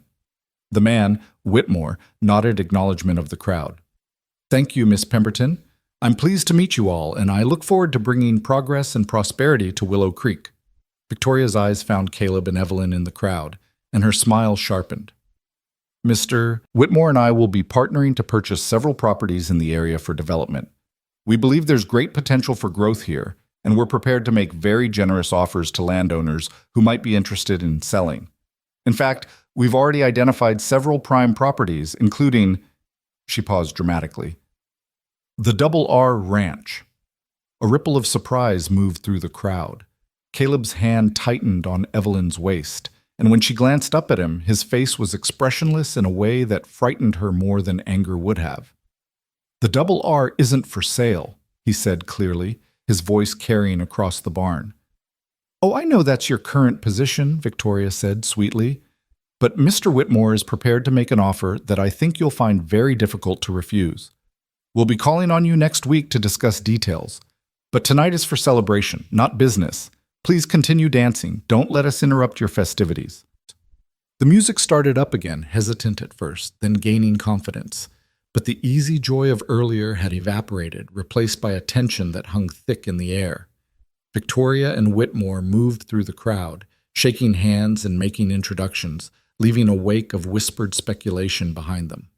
Caleb stood frozen on the dance floor, and Evelyn could feel the anger radiating from him in waves. Caleb, she said softly, maybe we should— I need some air, he said abruptly.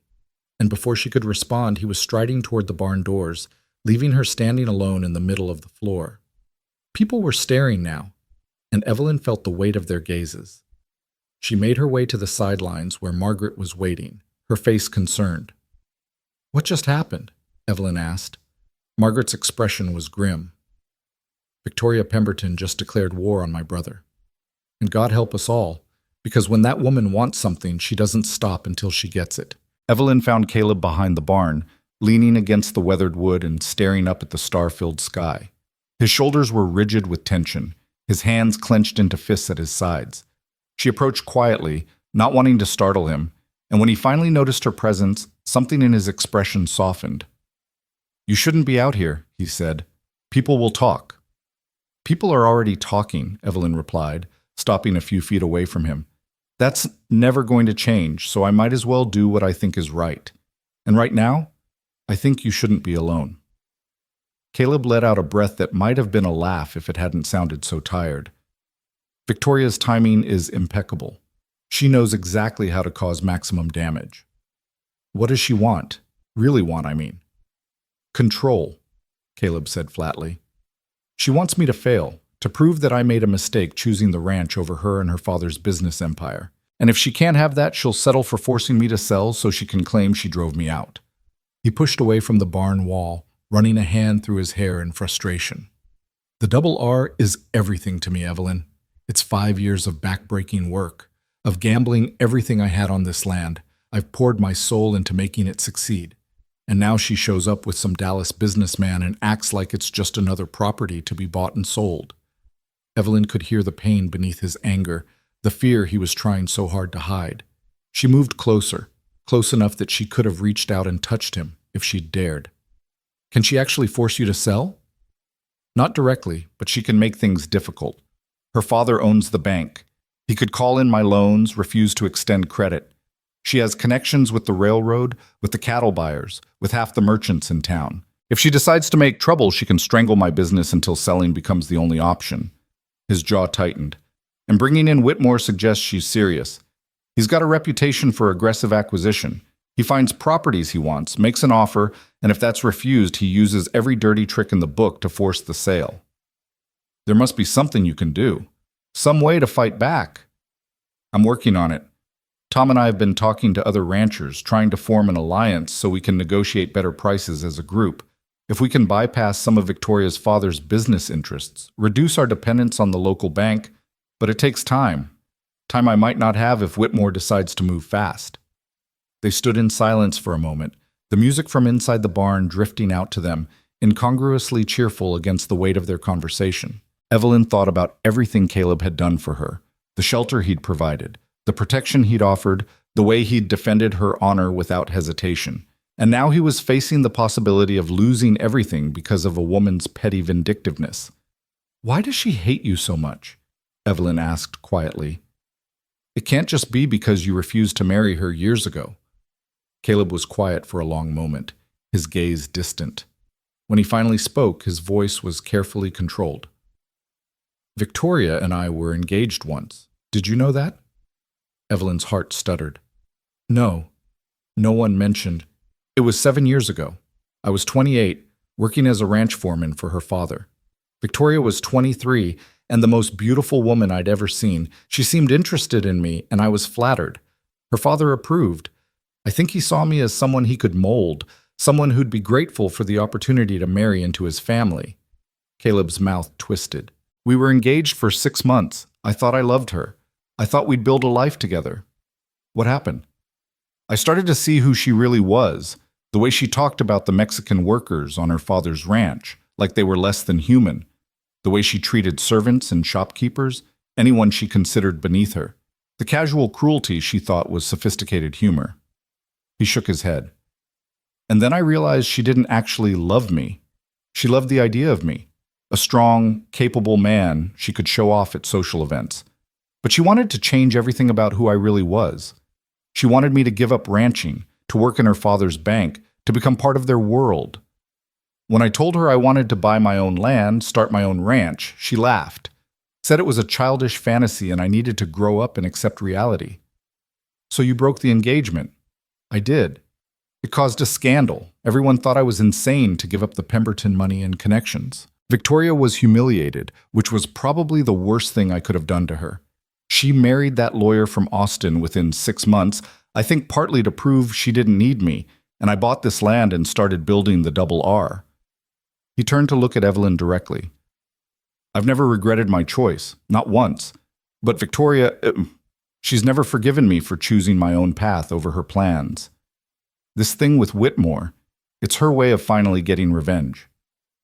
Evelyn's heart ached for him, for the position he was in, for the unfairness of being punished for following his dreams. "I'm so sorry, Caleb. It's not your fault." "No, but—" She hesitated, then forced herself to continue. "But I'm not helping your situation, am I? Having me at the ranch, defending me publicly, it just gives Victoria more ammunition against you. If I left, went somewhere else, maybe she'd back off." "Don't." The word came out sharp, almost harsh. Caleb closed the distance between them in 2 strides, his hands gripping her shoulders gently but firmly. "Don't even think that. You're not going anywhere, Evelyn. You and Clara are part of the double R now, and I won't let Victoria or anyone else drive you away. But your ranch will survive or fall on its own merits, not because I sacrifice people I care about to appease someone like Victoria Pemberton." His eyes searched her face, intense and earnest. "You matter, Evelyn. You matter to me, more than you know." The words hung between them, heavy with meaning that Evelyn was afraid to examine too closely. She was acutely aware of his hands on her shoulders, the warmth of his touch through the thin fabric of her dress, the way he was looking at her like she was something precious and worth protecting. Her breath caught in her throat. "Caleb, Whatever she'd been about to say was lost as the barn door opened and light spilled out, along with Margaret's voice calling for them. Caleb dropped his hands and stepped back, the moment broken. When Margaret appeared around the corner of the barn, she took one look at their faces and frowned. "What's happened? Besides Victoria's dramatic announcement, I mean." "Nothing," Caleb said, his voice back to its usual steady tone. "I just needed some air. We should head home. It's getting late." The ride back to the ranch was quiet, each of them lost in their own thoughts. Evelyn stared out at the dark landscape, replaying Caleb's words over and over. "You matter to me, more than you know." What did that mean? Was it just the concern of an employer for an employee? The protective instinct of a good man towards someone vulnerable? Or was it something more, something deeper, something that matched the complicated feelings growing in her own heart? She told herself not to hope. Hope was dangerous. Hope led to disappointment and heartbreak. But despite her best efforts, a small flame of possibility flickered to life in her chest and refused to be extinguished. They collected Clara from Mrs. Chen's house. The baby was sleeping peacefully, worn out from an evening of being doted on, and made their way back to the Double R. After putting Clara to bed, Evelyn should have gone to her own room, should have let the evening end. But she found herself drawn back downstairs, where lamplight showed that Caleb was still awake in his study. She knocked softly on the doorframe. "Can I come in?" He looked up from the papers spread across his desk and nodded. "Can't sleep either?" "Too much on my mind." She stepped into the room, taking in the organized chaos of ledgers and correspondence and maps. "What are you working on?" "Trying to figure out my options. Looking at the numbers, seeing how much debt I actually have versus the value of the property." He rubbed his eyes tiredly. "It's not as bad as it could be, but it's not good either. I've reinvested most of the profits back into the ranch, buying better breeding stock, improving the land, expanding the herds. It's made the Double R more valuable, but it's also left me vulnerable to pressure from creditors." Evelyn moved closer, studying the figures he'd written out in neat columns. "How much would you need to be completely independent of the Pemberton Bank?" "About $5,000. That would pay off the outstanding loans and give me enough operating capital to manage without credit for a year or two." He laughed bitterly. "Might as well be $5 million for all the chance I have of getting my hands on that much cash." "What about the other ranchers you mentioned, the alliance?" "That helps with ongoing operations, but it doesn't solve the immediate debt problem. And even if we all banded together, the Pembertons have too much influence. They can undercut us, refuse to do business with us, make it impossible to operate in this county." He leaned back in his chair, looking more discouraged than Evelyn had ever seen him. "I keep telling myself there has to be a way out, but I'm starting to think Victoria's already won." "You can't give up," Evelyn said fiercely. "You can't let her win. This ranch is your dream, your life's work. There has to be something we can do." "We?" Caleb looked at her with an expression she couldn't quite read. "Evelyn, this isn't your fight." "Yes, it is. You made it my fight when you gave me shelter and protection and a place to call home. You made it my fight when you stood up for me against Victoria, when you defended my honor to the whole town. You think I'm going to just stand by and watch her destroy everything you've built?" She shook her head. "I may not have money or connections, but I'm not helpless. There must be something I can do to help." Caleb stood and came around the desk, stopping just in front of her. In the lamplight, his face was all planes and shadows, handsome and tired and determined. "You already help, just by being here. You and Margaret and Clara, you remind me why I'm fighting for this place. It's not just about the land or the cattle anymore. It's about building something that matters, something that can be a home for people who need one." "Like me," Evelyn said quietly. "Like you," he agreed. "But also like Tom, who was working himself to death on someone else's ranch before I hired him. Like Miguel, who crossed the border with nothing but the clothes on his back and is now saving money to bring his family north. Like all of us who are trying to make something better than what we had before." He reached out and tucked a loose strand of hair behind her ear, the gesture so tender it made Evelyn's breath catch. "You make me believe it's possible. You've been through hell, Evelyn, and you're still standing, still fighting, still believing in a better future. That's worth more than all the money in the Pemberton Bank." His hand lingered near her face, and Evelyn found herself leaning into the touch without consciously deciding to do so. The space between them felt charged, electric, full of things unspoken but deeply felt. She could smell the faint scent of leather and sage that always clung to him, could see the flecks of darker blue in his eyes, could feel the warmth radiating from his body. "Caleb?" she whispered, not even sure what she was asking for. He leaned closer, his gaze dropping to her lips, and Evelyn's heart was pounding so hard she was sure he must be able to hear it. This was it, the moment she'd been simultaneously longing for and dreading, the moment when everything would change between them. She should stop this, should step back, should remember all the reasons why this was impossible. But she couldn't move, couldn't think, could only stand there hoping with desperate intensity that he would close the remaining distance. "There you two are!" Margaret's voice shattered the moment like a stone through glass. She appeared in the doorway, oblivious to what she'd interrupted. "I just had the most wonderful idea. Evelyn, how would you feel about organizing a harvest festival here at the ranch? We could invite the neighboring ranchers and their families, show everyone that the Double R is thriving, build goodwill in the community. It might help counter some of Victoria's influence. Caleb had stepped back immediately when Margaret spoke, putting a respectable distance between himself and Evelyn. His expression was carefully neutral, but Evelyn could see tension in the set of his jaw. That's actually not a bad idea, Margaret. Of course it's not a bad idea. When have I ever had a bad idea? Margaret was warming to her theme now, completely missing the charged atmosphere in the room. We could do it in 2 weeks before the weather turns. Evelyn, you've organized events before, haven't you? In Boston? Yes. The families I worked for often hosted gatherings. Evelyn forced herself to focus on Margaret's words instead of the phantom warmth of Caleb's almost touch. But nothing on the scale you're suggesting. Well, it's time to learn. We'll work together. Between the two of us, we can pull off something impressive. Good food, music, maybe some games for the children. Show everyone that the Double R is more than just a ranch. It's a community. Margaret beamed at them both. This is going to be perfect. I can feel it. After Margaret finally went to bed, still chattering excitedly about party plans, Evelyn and Caleb were left alone again in the study. But the moment had passed, the spell broken. The careful distance was back between them, the walls rebuilt. I should go to bed, Evelyn said, not quite meeting his eyes. Long day tomorrow if we're planning a festival. Evelyn, wait! Caleb's voice stopped her at the door. What almost happened just now? Nothing happened, Evelyn said quickly, too quickly. Margaret came in before. Nothing happened. But it almost did, Caleb said quietly. And we should probably talk about— There's nothing to talk about, Evelyn interrupted, panic rising in her chest.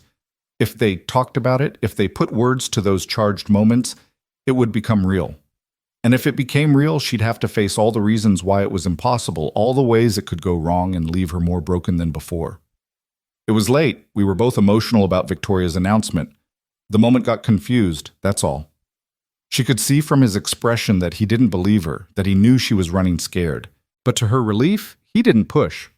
All right, if that's how you want to handle it. It is. Good night, Caleb. She fled upstairs before he could say anything else, her heart racing and her thoughts in chaos. In her room, Clara was sleeping peacefully, innocent of all the adult complications swirling around her. Evelyn sank down beside the cradle and watched her daughter's chest rise and fall with each breath. I'm making such a mess of things, she whispered to the sleeping baby. I'm falling in love with a man I can't have, in a place where we'll never truly belong. What am I supposed to do? Clara didn't answer, of course, but her peaceful sleep was a reminder that whatever else happened, Evelyn had responsibilities that went beyond her own confused feelings. She had a daughter to raise, a life to build, a future to secure. Falling for Caleb Rowan was a luxury she couldn't afford, no matter how much her heart insisted otherwise.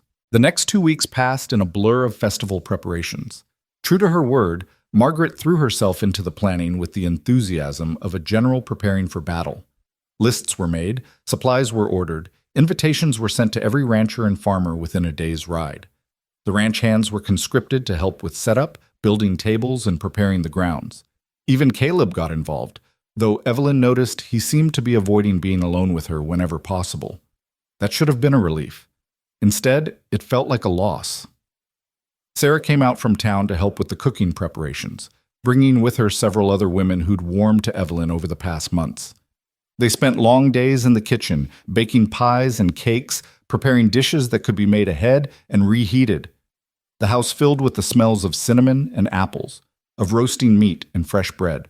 It was exhausting work, but there was something satisfying about it too, about being part of a group of women working toward a common goal. This is going to be the talk of the county, Sarah said, rolling out pie dough with practiced efficiency. Everyone's already gossiping about it. Victoria Pemberton is furious, apparently. She sees it as a direct challenge to her authority. Good, Margaret said firmly. Let her be furious. Let her see that we're not intimidated by her threats or her Dallas businessman. 2 days before the festival, a letter arrived by special courier. Caleb opened it at the dinner table, and Evelyn watched his face go very still as he read. When he finished, he set the letter down carefully, as if it might explode. It's from Whitmore, he said quietly. He's making a formal offer for the double R, $50,000. The table went silent. That was an enormous sum, far more than the ranch was actually worth, and everyone knew it. It was the kind of offer designed to be impossible to refuse, the kind that would set a man up for life with money to spare.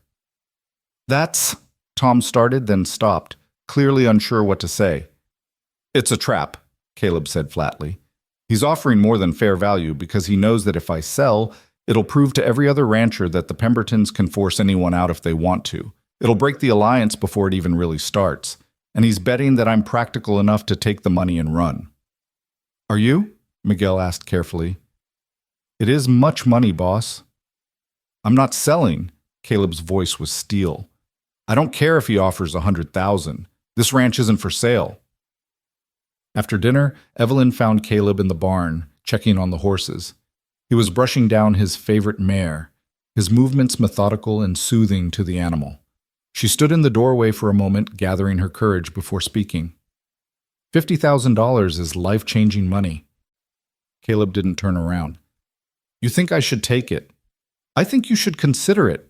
That's enough to buy another property somewhere else, somewhere outside Victoria's influence. You could start over, build something even better. Is that what you'd do? Run away and start over somewhere else? The question hit harder than he probably intended. Evelyn thought about Boston, about running from the whispers and the judgment, about arriving in Willow Creek hoping for a fresh start.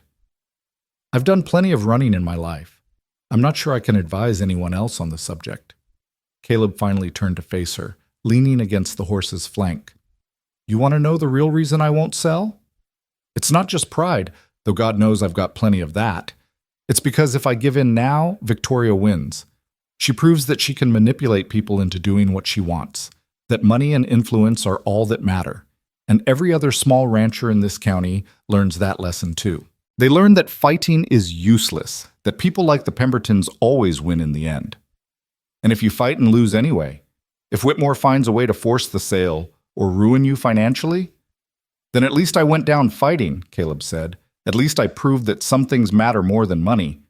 He moved closer to her, his expression intense. You understand that, Evelyn. You left everything behind in Boston rather than give up Clara. You could have made your life easier by letting someone else raise her, by pretending she didn't exist, but you didn't. You chose the hard path because it was the right path. That's different. Clara is my daughter. And the double R is my life's work. It's the same principle. Some things are worth fighting for, even when the odds are against you. He was close enough now that she could see the determination in his eyes, the unwavering conviction that made him who he was. I need you to understand that, because if you're going to stay here, if you're going to be part of this, you need to know that I'm not backing down, no matter what happens. I understand, Evelyn said softly, and I'm not going anywhere.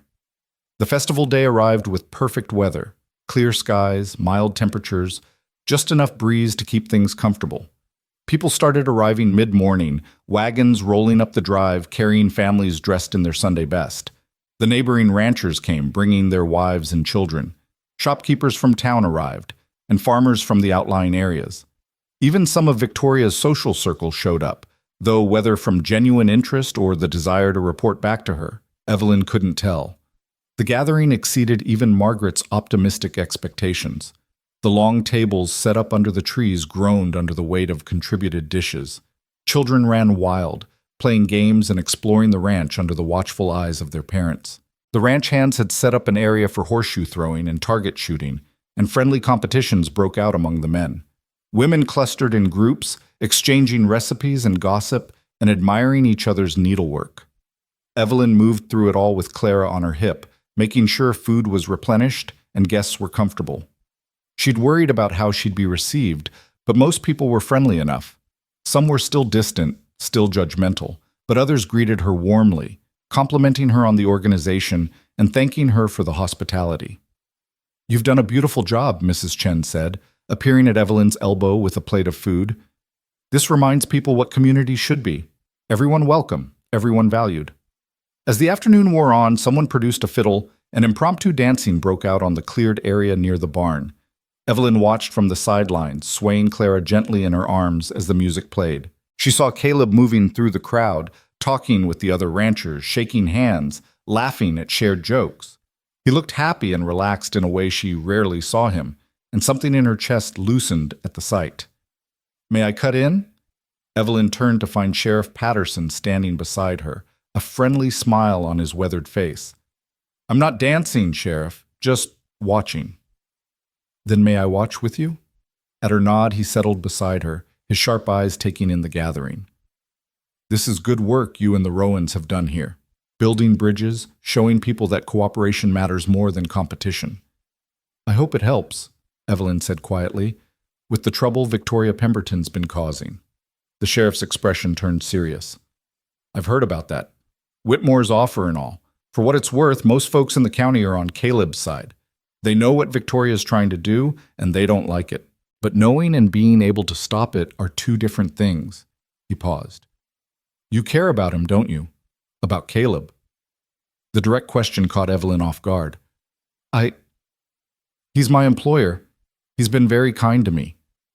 "That's not what I asked." The sheriff's tone was gentle but knowing. "I've been keeping the peace in this county for 20 years, Miss Carter. I've learned to read people. And I can see the way you look at him, the way he looks at you when he thinks no one's watching. Just be careful. People are going to talk, and when they talk, it can cause trouble for everyone involved." Before Evelyn could respond, a commotion near the entrance drew their attention. A fancy carriage was pulling up the drive, dust rising behind it. Even from a distance, Evelyn recognized the gilded details, the matched pair of horses. Victoria Pemberton had arrived. The music faltered and stopped as Victoria descended from the carriage, followed by Harold Whitmore and Mr. Pemberton. She was dressed in lavender silk that must have cost a fortune, her hair arranged in elaborate curls, her parasol matching her dress perfectly. She looked like she'd stepped out of a fashion plate, completely out of place among the simpler ranch gathering. "Well," she called out, her voice carrying across the suddenly quiet yard, "what a charming little party. And here I thought we hadn't been invited. Mr. Whitmore, doesn't this look rustic and authentic?" Whitmore smiled, though it didn't reach his eyes. "Very authentic indeed, Miss Pemberton." Caleb appeared from the crowd, his expression carefully neutral. "Victoria, Mr. Whitmore, Mr. Pemberton, we weren't expecting you." "Oh, but surely you wouldn't want to exclude us from such a community event." Victoria's smile was as false as her cheerful tone. "After all, my family has been part of this county for generations. We have as much right to be here as anyone." "Of course," Caleb said evenly. "Everyone's welcome. Help yourselves to food and drink." "How generous." Victoria's eyes swept the gathering, lingering on Evelyn with calculated disdain. "I see your household help is playing hostess. How very democratic of you, Caleb, though I wonder what your guests think about socializing with a woman of questionable virtue." The insult was delivered with such sweet venom that it took a moment for the full impact to register. Evelyn felt her face flush, felt every eye in the gathering turn toward her. The sheriff beside her muttered something that sounded like a curse, and Caleb went very, very still. "That's enough, Victoria." But Victoria was just getting started. She moved closer to Evelyn, her eyes glittering with malice. "I've been hearing such interesting stories about you, Miss Carter, about how you arrived in Willow Creek claiming to be a mail-order bride, but really, what respectable man would order a bride who comes with another man's bastard in her arms? Makes a person wonder what your real profession was back east. Makes a person wonder what services you're really providing here at the Double R." The implication was clear and devastating. Around them, people were gasping, murmuring, backing away from Evelyn as if scandal were contagious. Evelyn's arms tightened around Clara, her whole body trembling with shame and fury. She wanted to defend herself, to throw Victoria's own hypocrisy back in her face, but the words wouldn't come. All she could do was stand there, while her reputation, what little remained of it, was shredded in front of the entire county. "I said that's enough!" Caleb's voice cut through the crowd like a blade. He moved to stand directly in front of Victoria, and something in his face made even that supremely confident woman take a step back. "You've crossed a line, Victoria. You've insulted a guest in my home. You've impugned the honor of a woman who's done nothing but work hard and live honestly. And you've proven to everyone here exactly what kind of person you really are."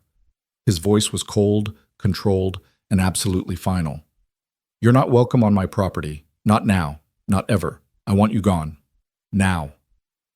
You can't throw me out, Victoria said, but there was uncertainty in her voice now. My father. Your father can take his business elsewhere. I don't need his bank. I don't need his connections.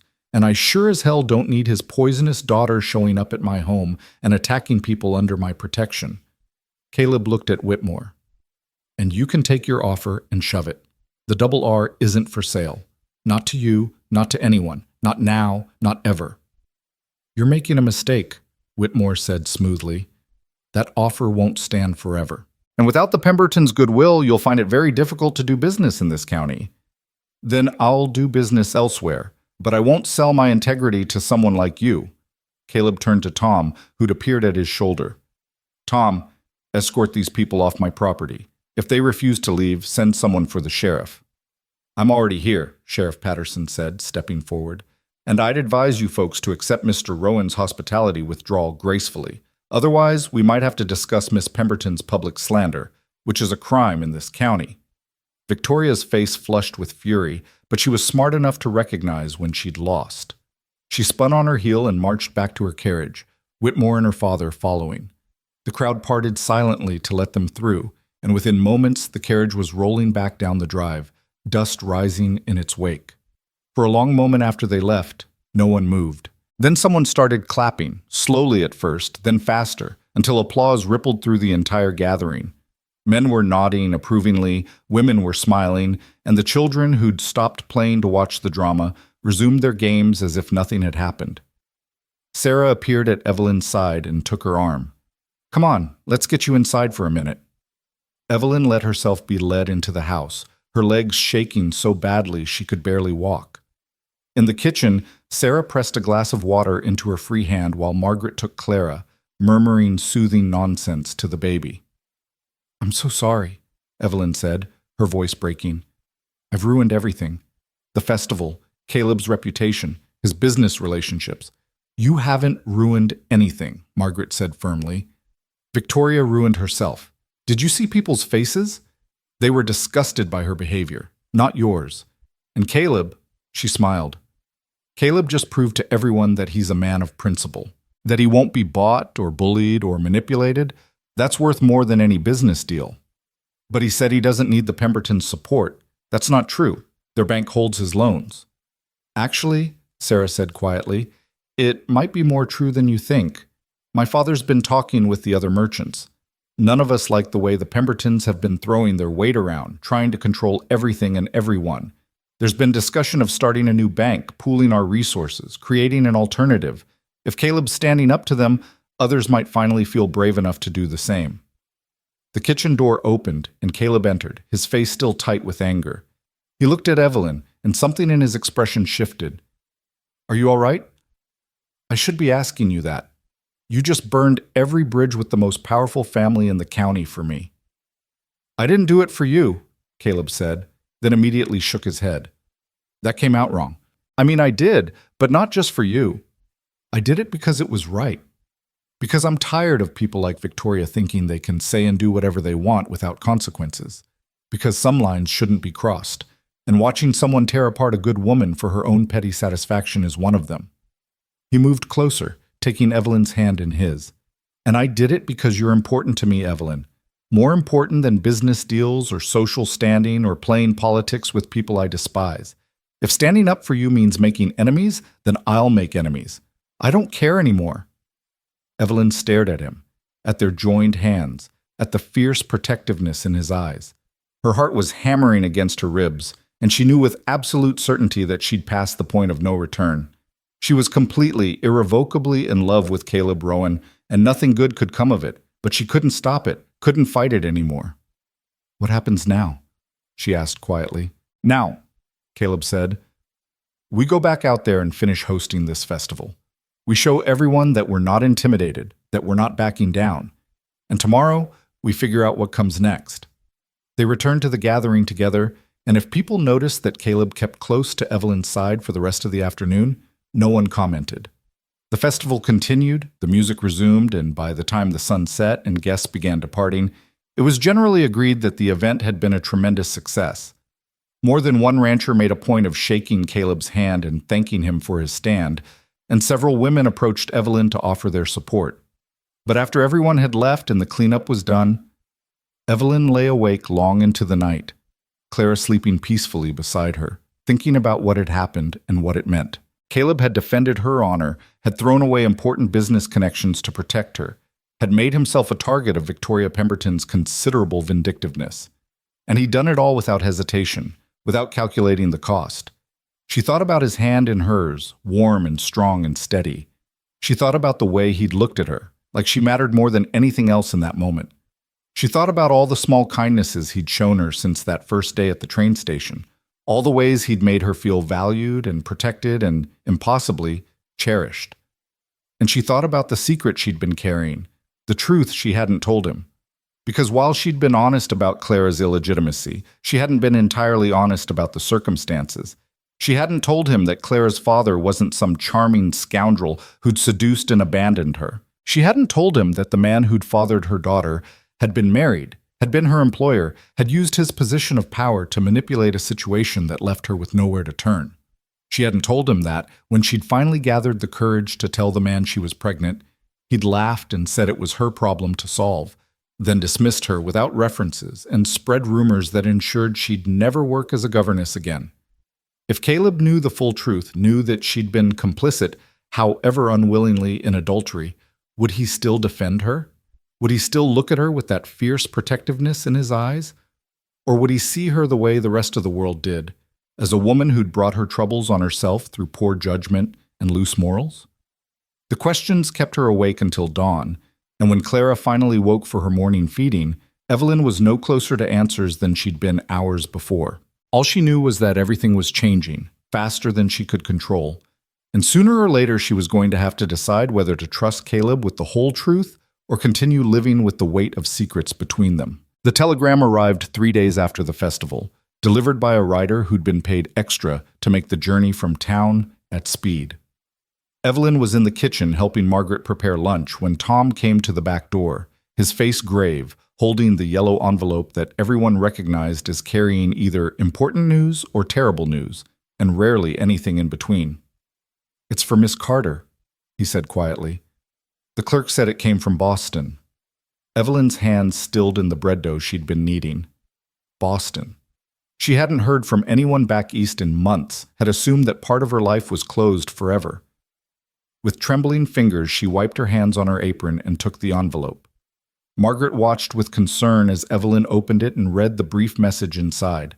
The words blurred for a moment as her mind tried to make sense of them. Then clarity came, sharp and stunning.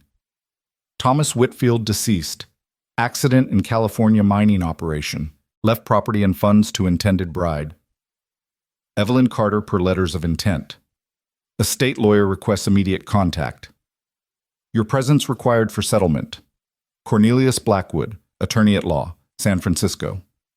Evelyn read it twice, 3 times, trying to absorb the information. Thomas Whitfield, the man who'd abandoned her at the train station, the coward who'd run away to California rather than face his promises, was dead. And somehow, impossibly, he'd left her his property and money. "What is it?" Margaret asked gently. Evelyn handed her the telegram without a word. Margaret read it quickly, her eyebrows rising with each line. When she finished, she looked up at Evelyn with an expression of mixed emotions. "Well," she said finally, "that's unexpected."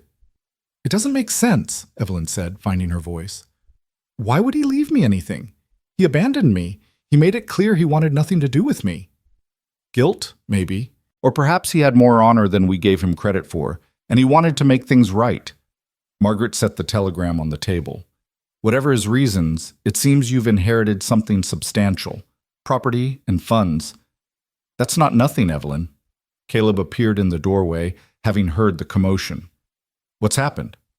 Margaret handed him the telegram, and Evelyn watched his face as he read it. His expression was carefully controlled, but she saw something flicker in his eyes. Surprise, certainly, but also something else. Something that looked almost like worry. "This is good news," he said, his voice measured. "This could give you options. Independence." "I suppose so," Evelyn said slowly, still trying to process it all. Though I'd need to go to San Francisco to settle the estate. That's a long journey, and I don't even know what I'd be claiming. It could be a shack and $50 for all we know. The telegram says property and funds, Caleb pointed out, plural. And if there's an estate lawyer involved, it's probably substantial enough to be worth the journey. He set the telegram down and looked at her directly. You should go. Find out what you've inherited. It could change everything for you and Clara. There was something in his tone that made Evelyn's chest tighten. He was being practical, supportive, exactly what a good employer should be. But underneath, she sensed distance, a pulling away that frightened her more than she wanted to admit. I can't just leave, she protested. There's work to be done here, and Margaret needs help, and you need to secure your future, Margaret interrupted firmly. Evelyn, this is an opportunity. Maybe the only one you'll get. You have to take it. Over the next few days, the reality of the situation began to sink in. After some correspondence with the lawyer in San Francisco, the details became clearer. Thomas Whitfield had indeed died in a mining accident, crushed when a tunnel collapsed. He'd been carrying significant wealth, gold he'd managed to extract before the accident, and he'd left a will naming Evelyn as his beneficiary. The property included a house in San Francisco, some mining claims, and approximately $8,000 in cash and gold. It was a fortune, more money than Evelyn had ever imagined having, enough to set herself up independently, to buy a home, to never have to depend on anyone else's charity again, enough to give Clara everything Evelyn had never been able to provide: education, opportunities, a future free from the stigma of her birth. She should have been elated. Instead, she felt hollow. The problem was the ranch. The problem was Margaret's friendship and the life she'd built here. The problem was the way Sentinel Peak looked at sunset, and the sound of cattle lowing in the distance, and the simple satisfaction of honest work well done. The problem was Caleb. Since the telegram arrived, he'd been different with her, still kind, still considerate, but with a new formality that hurt more than open coldness would have. He no longer sought her out in the evenings, no longer sat with her on the porch watching the stars. He was giving her space, she realized, letting her make her decision without feeling obligated to him or the ranch. It was considerate and thoughtful, and it was breaking her heart. A week after the telegram arrived, Sarah came out to the ranch with news of her own. She burst into the kitchen where Evelyn was working, her face flushed with excitement. You'll never believe what's happened. The merchants have done it. We're starting our own bank. My father's putting in $10,000. The Johnsons are contributing $5,000. The Chens another $3,000. We've got commitments from nearly every business owner in town except the Pembertons. We're calling it the Willow Creek Community Bank, and we're offering to refinance all of Caleb's loans at better terms than the Pemberton Bank ever gave him. Margaret let out a whoop of joy and hugged Sarah so hard she squeaked. That's wonderful. Does Caleb know? My father's writing out this afternoon to tell him officially, but I wanted you all to hear it from me first. Sarah's eyes found Evelyn's. Your festival did this, you know. Seeing Caleb stand up to Victoria, seeing how the community rallied behind him, it gave people courage. They realized they didn't have to accept the Pembertons' control anymore. That wasn't me, Evelyn said quietly. That was all Caleb. Maybe. But you were the reason he found his courage. Sarah smiled. Everyone can see it, you know, the way he looks at you, the way he's been miserable since that telegram came. Evelyn's throat tightened. He's been perfectly fine. He's been walking around like a man who's lost something precious and doesn't know how to get it back, Sarah corrected. Evelyn, I know it's not my place, but are you really going to leave? Go to San Francisco and claim your inheritance and never come back? I don't know, Evelyn admitted. Part of me thinks I should. It's what makes sense. Take the money, start fresh somewhere new, give Clara every advantage. But another part of me... She stopped, unable to finish the thought. Another part of you has found a home here, Margaret said gently. Another part of you has fallen in love with a stubborn rancher who's too honorable to tell you how he feels because he thinks you deserve better than a life of hard work in the middle of nowhere. Evelyn's eyes filled with tears. He does think I deserve better. He's been making that clear all week. Then maybe it's time you told him what you actually want, Sarah said. Before you both make choices you'll regret for the rest of your lives. That evening, Evelyn finally found the courage to seek out Caleb. She found him in the barn, as she'd known she would, working late to avoid the house and the awkward conversations that had become their new normal. He looked up as she entered, and something vulnerable flashed across his face before he could hide it. "I'm leaving for San Francisco next week," she said without preamble. "I've arranged for Mrs. Chen to travel with me and Clara. It's safer for two women traveling together, and she has family there she wants to visit." Caleb's hand stilled on the harness he'd been mending. "That's good. Smart planning." "I'll be gone for at least a month, maybe longer. It depends on how complicated the estate settlement is." She took a breath. "Margaret says my position here will be waiting when I get back. If I want it." "Of course it will be. You're part of the Double R now." His voice was carefully neutral. "But Evelyn, you need to understand. With $8,000 in property in San Francisco, you don't need this job anymore. You could set yourself up comfortably, hire help if you need it, give Clara every advantage. You don't have to come back to breaking your back on a ranch." "What if I want to come back?" The question hung between them, heavy with meaning. Caleb finally looked at her directly, and the longing in his eyes made her breath catch. "Then you'd be making a choice I'm not sure you should make," he said quietly.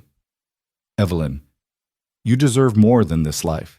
You deserve comfort and security and a future without gossip following you everywhere. You deserve someone who can give you the world, not just a struggling ranch and a reputation that'll never quite recover from being associated with me." "That's not your decision to make," Evelyn said, moving closer. "You don't get to decide what I deserve or what I want." "Then what do you want?" The words came out raw, almost desperate. "Tell me, Evelyn, because I've been going crazy trying to figure it out. One minute I think maybe you feel the same way I do, and the next you're talking about San Francisco like it's your salvation."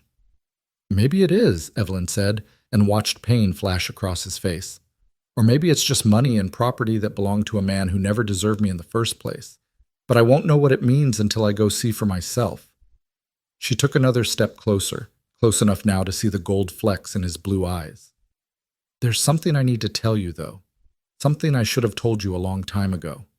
Caleb waited, his entire body tense. "Clara's father wasn't some charming scoundrel who seduced and abandoned me," Evelyn said, forcing the words out past the shame that still clung to them. "He was my employer in Boston, a married man with 3 children and a spotless reputation. He was 20 years older than me, and he had all the power in our situation. I was young and naive and flattered by his attention. I didn't realize until too late that he was manipulating me, using his position to take what he wanted." She watched Caleb's face carefully, waiting for the disgust, the judgment, the withdrawal of respect. But what she saw instead was fury, not directed at her, but on her behalf. "He forced you," Caleb said, his voice tight. "Not exactly. I said yes, eventually, after months of him wearing down my resistance, making me believe he cared about me, promising things he never intended to deliver." Evelyn wrapped her arms around herself. "When I told him I was pregnant, he laughed, said it was my problem to solve. He fired me without references and made sure every family in Boston knew why, so I'd never work as a governess again. I was destitute and pregnant and completely alone. That's when I placed the advertisement that Thomas Whitfield answered." "Jesus, Evelyn." Caleb moved toward her, his hands coming up to grip her shoulders gently. "That man, what he did to you, that was abuse. You understand that, right? He used his power over you, manipulated you, ruined your reputation to protect his own. None of that is your fault." "Society doesn't see it that way," Evelyn said bitterly. "To them, I'm just another fallen woman who should have known better." "Society can go to hell," Caleb said fiercely. "You were taken advantage of by someone who should have protected you. You survived it, kept your baby, built a new life from nothing. That's not shameful, Evelyn. That's strength. That's courage." His hands moved from her shoulders to cup her face, his touch infinitely gentle. "And it doesn't change anything about how I feel about you." Evelyn's eyes filled with tears. "How do you feel about me, Caleb?" For a long moment, he just looked at her, his thumbs brushing away the tears that spilled down her cheeks. When he finally spoke, his voice was rough with emotion. "I'm in love with you. Have been for months, probably since the moment you stood up in that general store and refused to let the world break you. I love your strength and your kindness, and the way you love Clara with your whole heart. I love how hard you work and how you're never afraid to speak your mind and how you make me want to be better than I am." He took a shaky breath. "But I also know that loving you means wanting what's best for you, even if that's not me. Even if that means you take your inheritance and build a life in San Francisco where nobody knows your story and you can start completely fresh." "And if what's best for me is right here," Evelyn asked, her hands coming up to cover his where they still cradled her face, "if I don't want to start fresh somewhere else, if I want to build on what I've already found here, then I'm not going anywhere," Caleb said simply. "I'll be here when you get back from San Francisco. I'll be here for as long as you want me." Evelyn rose up on her toes and kissed him. It was tentative at first, uncertain, but when Caleb's arms came around her and pulled her close, uncertainty gave way to the rightness of it, the inevitability. This was what she'd been afraid to hope for, what she'd convinced herself she couldn't have. And yet here it was, real and solid and wonderful. When they finally pulled apart, both breathing hard, Caleb rested his forehead against hers. "I should probably ask you properly. When you come back from San Francisco, if you come back, will you marry me, Evelyn Carter?" "Yes," Evelyn said without hesitation. "Yes, I'll marry you. But Caleb, I need you to understand something. I'm not going to San Francisco to decide whether I want this life or that one. I've already decided. I'm going to settle the estate, claim what's rightfully mine, and bring it back here. Because this is where I belong. With you, with Margaret, with this ranch. This is home." Caleb's smile was brilliant, transforming his whole face. "You're sure? Because once we do this, there's no going back. You'll be the wife of a rancher, and that's hard work and long hours and exactly what I want," Evelyn interrupted. "I'm sure, Caleb. More sure than I've been of anything in my life." They stood there in the barn, wrapped in each other's arms, while the horses stirred in their stalls and the night sounds of the ranch settled around them. It felt like a promise, like the beginning of something that would last. But there was still so much uncertainty ahead, so many obstacles to overcome. As if reading her thoughts, Caleb spoke quietly. "Victoria's not going to give up, you know. When she finds out about your inheritance, about us, she'll use it somehow. Try to twist it into something ugly."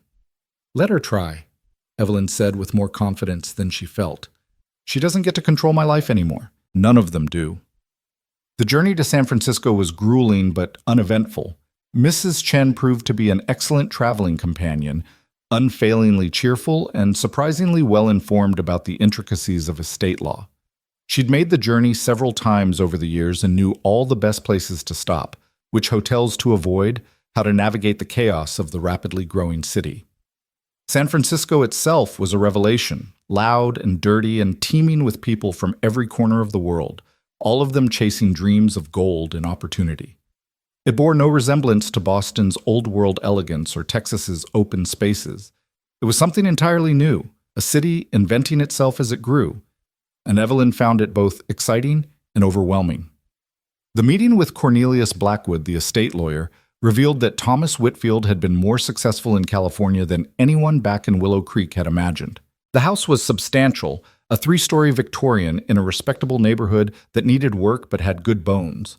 The mining claims were in a productive area, currently being operated under contract by another company, and the $8,000 was actually closer to $11,000 once all the assets were liquidated. "Mr. Whitfield left explicit instructions," Blackwood explained, adjusting his spectacles. "He wanted everything to go to you, Miss Carter. He wrote a letter explaining his reasoning, which I'm obligated to share with you." He handed her an envelope, and with trembling hands, Evelyn opened it. Thomas Whitfield's handwriting was shakier than in his earlier letters, perhaps written when he was already unwell or sensing danger in the mines. "Dear Miss Carter," the letter began, "if you're reading this, then I am dead and you are, rightfully, confused about why I'm leaving you anything at all. The truth is simple. I was a coward. I made promises to you that I fully intended to keep when I wrote those letters. But when opportunity knocked in California, I panicked. I told myself that gold claims were more valuable than marriage, that I could always send for you later, that you'd understand and forgive. But I knew, even then, that I was simply running away from responsibility, like I've run from everything else in my life. This inheritance is my attempt to make amends. It won't undo the wrong I did you, but perhaps it will give you and your daughter the future I should have helped you build. I hope you can forgive me, though I don't deserve it. Thomas Whitfield. Evelyn read the letter twice, emotions warring inside her. Anger at the man's cowardice mixed with a strange sort of pity. He'd been weak, had made terrible choices, but in the end he'd tried to do right by her. It didn't absolve him, but it was something. "What do you want to do with the property?" Blackwood asked. "The house is worth approximately $3,000 in its current condition, more if renovated. The mining claims generate about $200 per month in royalties. You could live quite comfortably here if you chose to." Evelyn looked around the lawyer's office, thinking about what this inheritance meant. It was freedom, pure and simple. Freedom from poverty, from dependence, from the fear that had shadowed her since Clara's birth. She could stay in San Francisco, renovate the house, live as a respectable widow with independent means. No one here knew her story. She could be anyone, create any past she wanted. But freedom meant nothing if it meant leaving behind everything that actually mattered. "I want to sell the house," she said decisively. "Keep the mining claims generating income. I'll need those royalties. But sell the house and give me the cash. I'm going back to Texas." Blackwood looked surprised. "Are you certain? San Francisco offers opportunities that a place like Texas simply can't match." "I'm certain," Evelyn said. "Texas has what San Francisco never will. It has home." The return journey seemed to take forever, each day crawling by as Evelyn counted down the miles to Willow Creek. Mrs. Chen kept her company, entertaining Clara and sharing stories of her own youth in China and her immigration to America. By the time they finally rolled into Willow Creek on a crisp November afternoon, Evelyn was exhausted but filled with an anticipation that made her heart race. The ranch came into view, and Evelyn felt something in her chest ease. This was what she'd been missing, what she'd spent every day in San Francisco longing for. The wide-open spaces, the familiar outline of Sentinel Peak, the sturdy buildings that spoke of honest work and careful stewardship. Home. Caleb must have been watching for her, because he came striding out of the barn before the wagon had even fully stopped. His face was different than she remembered. Thinner, more careworn, as if the month apart had aged him years. But his eyes lit up when they found her, and his smile was everything she'd been dreaming about. "You came back," he said simply, reaching up to help her down from the wagon. "I told you I would," Evelyn replied. And then she was in his arms, and everything else faded away. The journey, the inheritance, the month of separation, none of it mattered anymore. She was home. Margaret appeared on the porch, wiping her hands on her apron, and let out a cry of joy. "You're here! Oh, thank God, I was starting to think you decided to stay in that fancy city after all." Over dinner, Evelyn told them everything about the house, the mining claims, the letter from Thomas Whitfield, and her decision to sell and return to Texas. When she mentioned the amount she'd received from the sale, Margaret gasped. $14,000 total? Evelyn, that's a fortune. "It's enough," Evelyn agreed. "Enough to contribute to the ranch, to help Caleb pay off his remaining debts, to build a future without the Pembertons breathing down our necks." Caleb looked uncomfortable. "Evelyn, I can't take your money. That's yours. Yours and Clara's security." "It's ours if we're getting married," Evelyn said firmly. "Which we are, unless you've changed your mind in the past month." "Never," Caleb said fiercely. "But I won't take your inheritance and leave you dependent on me. That's not how this works." "Then we'll invest it in the ranch together. Make me a partner, not just your wife. We'll build something that belongs to both of us, something we can pass down to Clara and any other children we might have." Evelyn reached across the table to take his hand. "I don't want to be taken care of, Caleb. I want to be an equal partner in building our life. Can you accept that?" Caleb looked at their joined hands, then up at her face and slowly nodded. "Equal partners. I can accept that."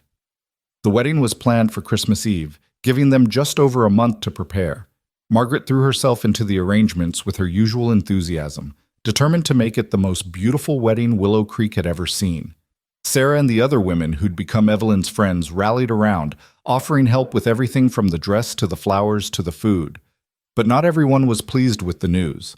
Victoria Pemberton, when she heard about the engagement and the inheritance, made her displeasure known through increasingly petty acts of social sabotage. She spread rumors that Evelyn had somehow tricked or entrapped Caleb, that the inheritance was ill-gotten, that the wedding was a disaster waiting to happen. A few people listened, but most of the community had learned to take Victoria's opinions with a grain of salt. More seriously, her father made one final attempt to destroy Caleb financially.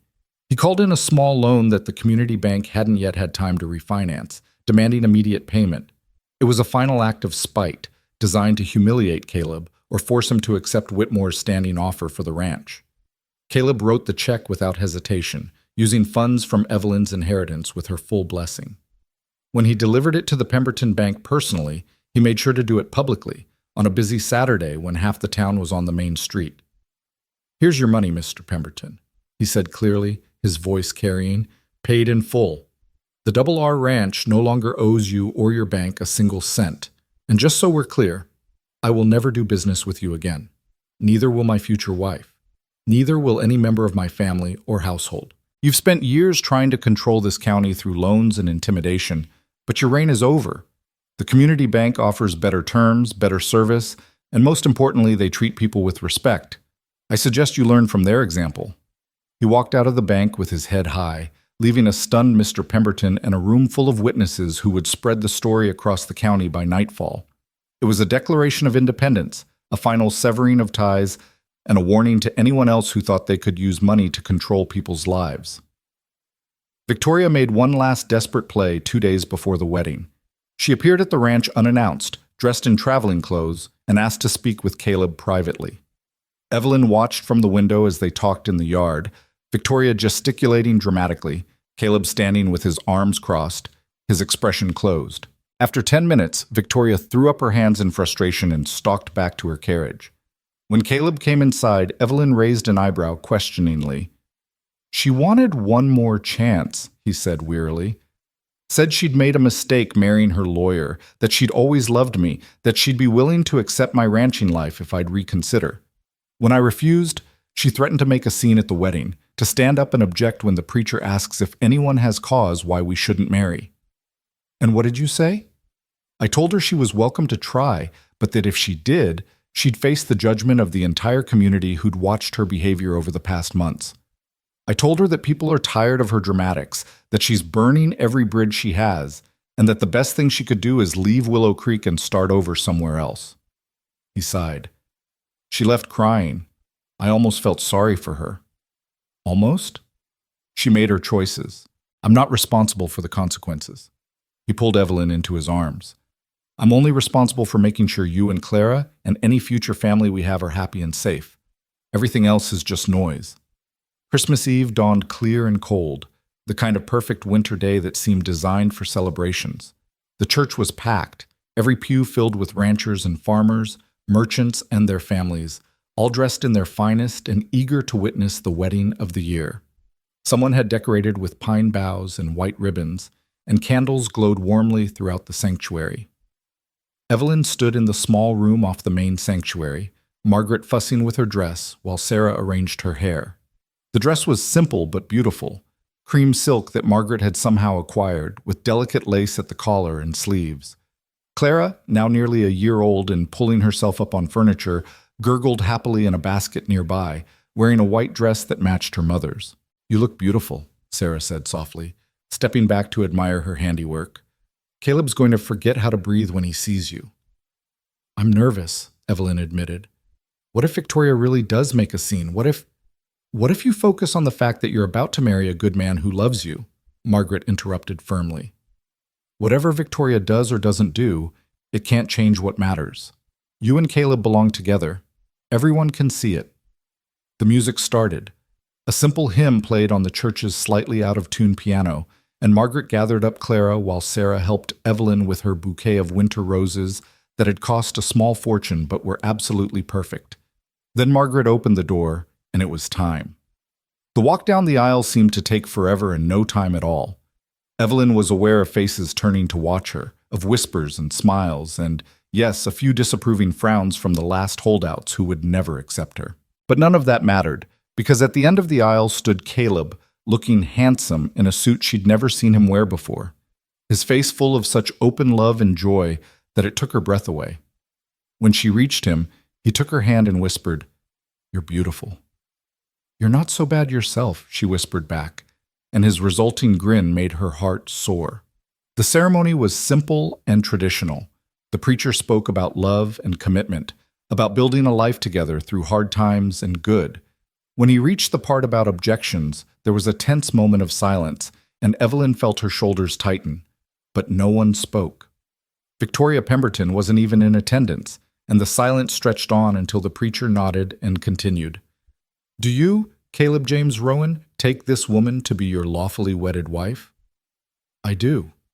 "And do you, Evelyn Margaret Carter, take this man to be your lawfully wedded husband?" "I do," Evelyn said, her voice strong and clear. "Then by the power vested in me, I now pronounce you husband and wife. Caleb, you may kiss your bride." Caleb did thoroughly, to the applause and cheers of the gathered community. When they finally pulled apart, both flushed and grinning, Margaret stepped forward with Clara, who reached for Caleb with chubby arms. He took her easily, settling her on his hip, and in that moment they looked like what they were, a family, complete and whole, and ready to face whatever came next. The reception at the ranch was everything Margaret had promised: abundant food, lively music, dancing and laughter that lasted well into the night. People came up throughout the evening to congratulate them, to offer blessings and advice and the kind of community support that Evelyn had never experienced before. Even some of Victoria's former allies made a point of welcoming Evelyn into their circle, as if her marriage to Caleb had finally made her respectable in their eyes. As the evening wore on and Clara fell asleep in Evelyn's arms, exhausted by all the excitement, Caleb pulled his new wife aside for a moment of relative quiet on the porch. "Happy?" he asked simply.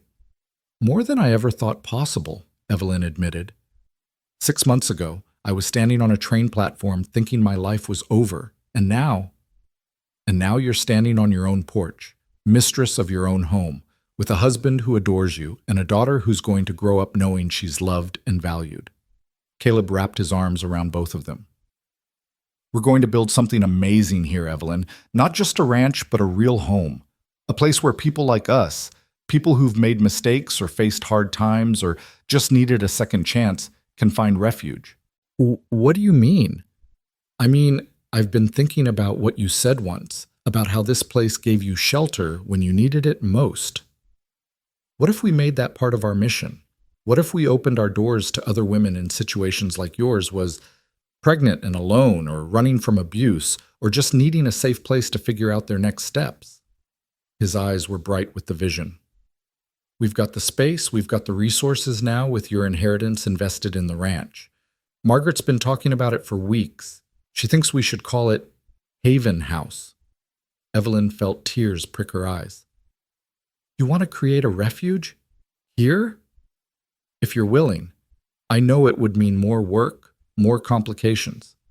But you're proof that people can rebuild their lives if they're given a chance. Maybe we can offer that chance to others."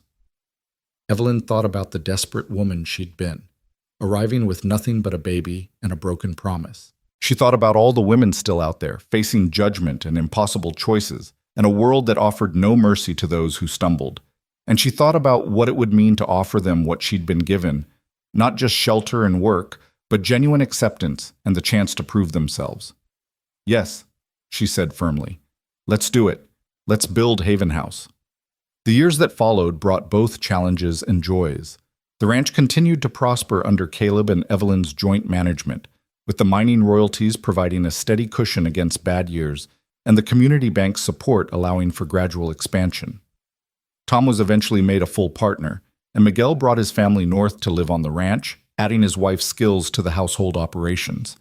Haven House opened its doors in the spring of 1876, starting small with just one room converted to receive guests. The first woman who arrived was barely 17, 8 months pregnant, turned out by her family and with nowhere else to go. Evelyn welcomed her with the same words Caleb had once offered her: "You and your baby are safe here." More women followed over the years. Some stayed just long enough to have their babies and make plans. Others found permanent homes in the area, and a few even joined the ranch household permanently. The work was hard and sometimes heartbreaking, but it was also deeply meaningful. Each woman who passed through Haven House carried away with her the message that Evelyn had learned from Caleb, that past mistakes didn't define your future, that community mattered more than judgment, and that everyone deserved a second chance. Clara grew up strong and confident, loved not just by Evelyn and Caleb, but by the entire extended family of the ranch. She called Caleb Papa from the time she could talk, and he treated her exactly as he later treated the 3 children he and Evelyn had together, with patience, kindness, and unwavering devotion. Victoria Pemberton eventually left Willow Creek, moving to Dallas, where her father's connections allowed her to remarry into another wealthy family. The Pemberton Bank struggled after the community bank proved successful, and eventually Mr. Pemberton was forced to sell. The Pembertons' grip on the county was broken, replaced by a more cooperative and egalitarian approach to business and community building. On Christmas Eve, 1882, exactly 7 years after their wedding, Caleb and Evelyn stood on their porch watching the sun set over Sentinel Peak. 4 children played in the yard, Clara, now 8, and already showing signs of the strong woman she'd become, along with her 3 younger siblings. The ranch house had been expanded twice, and the barn that housed Haven House was lit with warm lamplight as 3 current residents prepared their own Christmas celebration. "Do you ever regret it?" Caleb asked, pulling Evelyn close against the winter chill. "Choosing this life instead of staying in San Francisco, where things might have been easier?" Evelyn looked at their children, at the thriving ranch, at the lights of Haven House where women were finding safety and hope. She thought about the journey that had brought her here, the train platform where she'd thought her life was ending, the moment a cowboy had offered to hold both her and her baby, the slow building of trust and love and family. "Not for a single second," she said, rising up to kiss him. "This is exactly where I'm meant to be."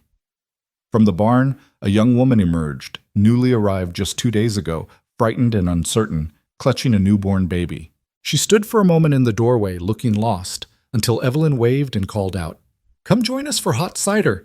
You and your baby are part of the family now." The woman's face lit up with cautious hope, and she started walking toward the house. Evelyn went down the steps to meet her, remembering another Christmas Eve 7 years ago when she'd been welcomed into her own new beginning. The circle continued, the refuge expanded, and love, stubborn, relentless, transformative love, kept building something beautiful from the broken pieces people brought. On a train platform in August 1875, a woman had been left behind with nothing but a baby and despair. But sometimes being left behind was really just the first step toward being found.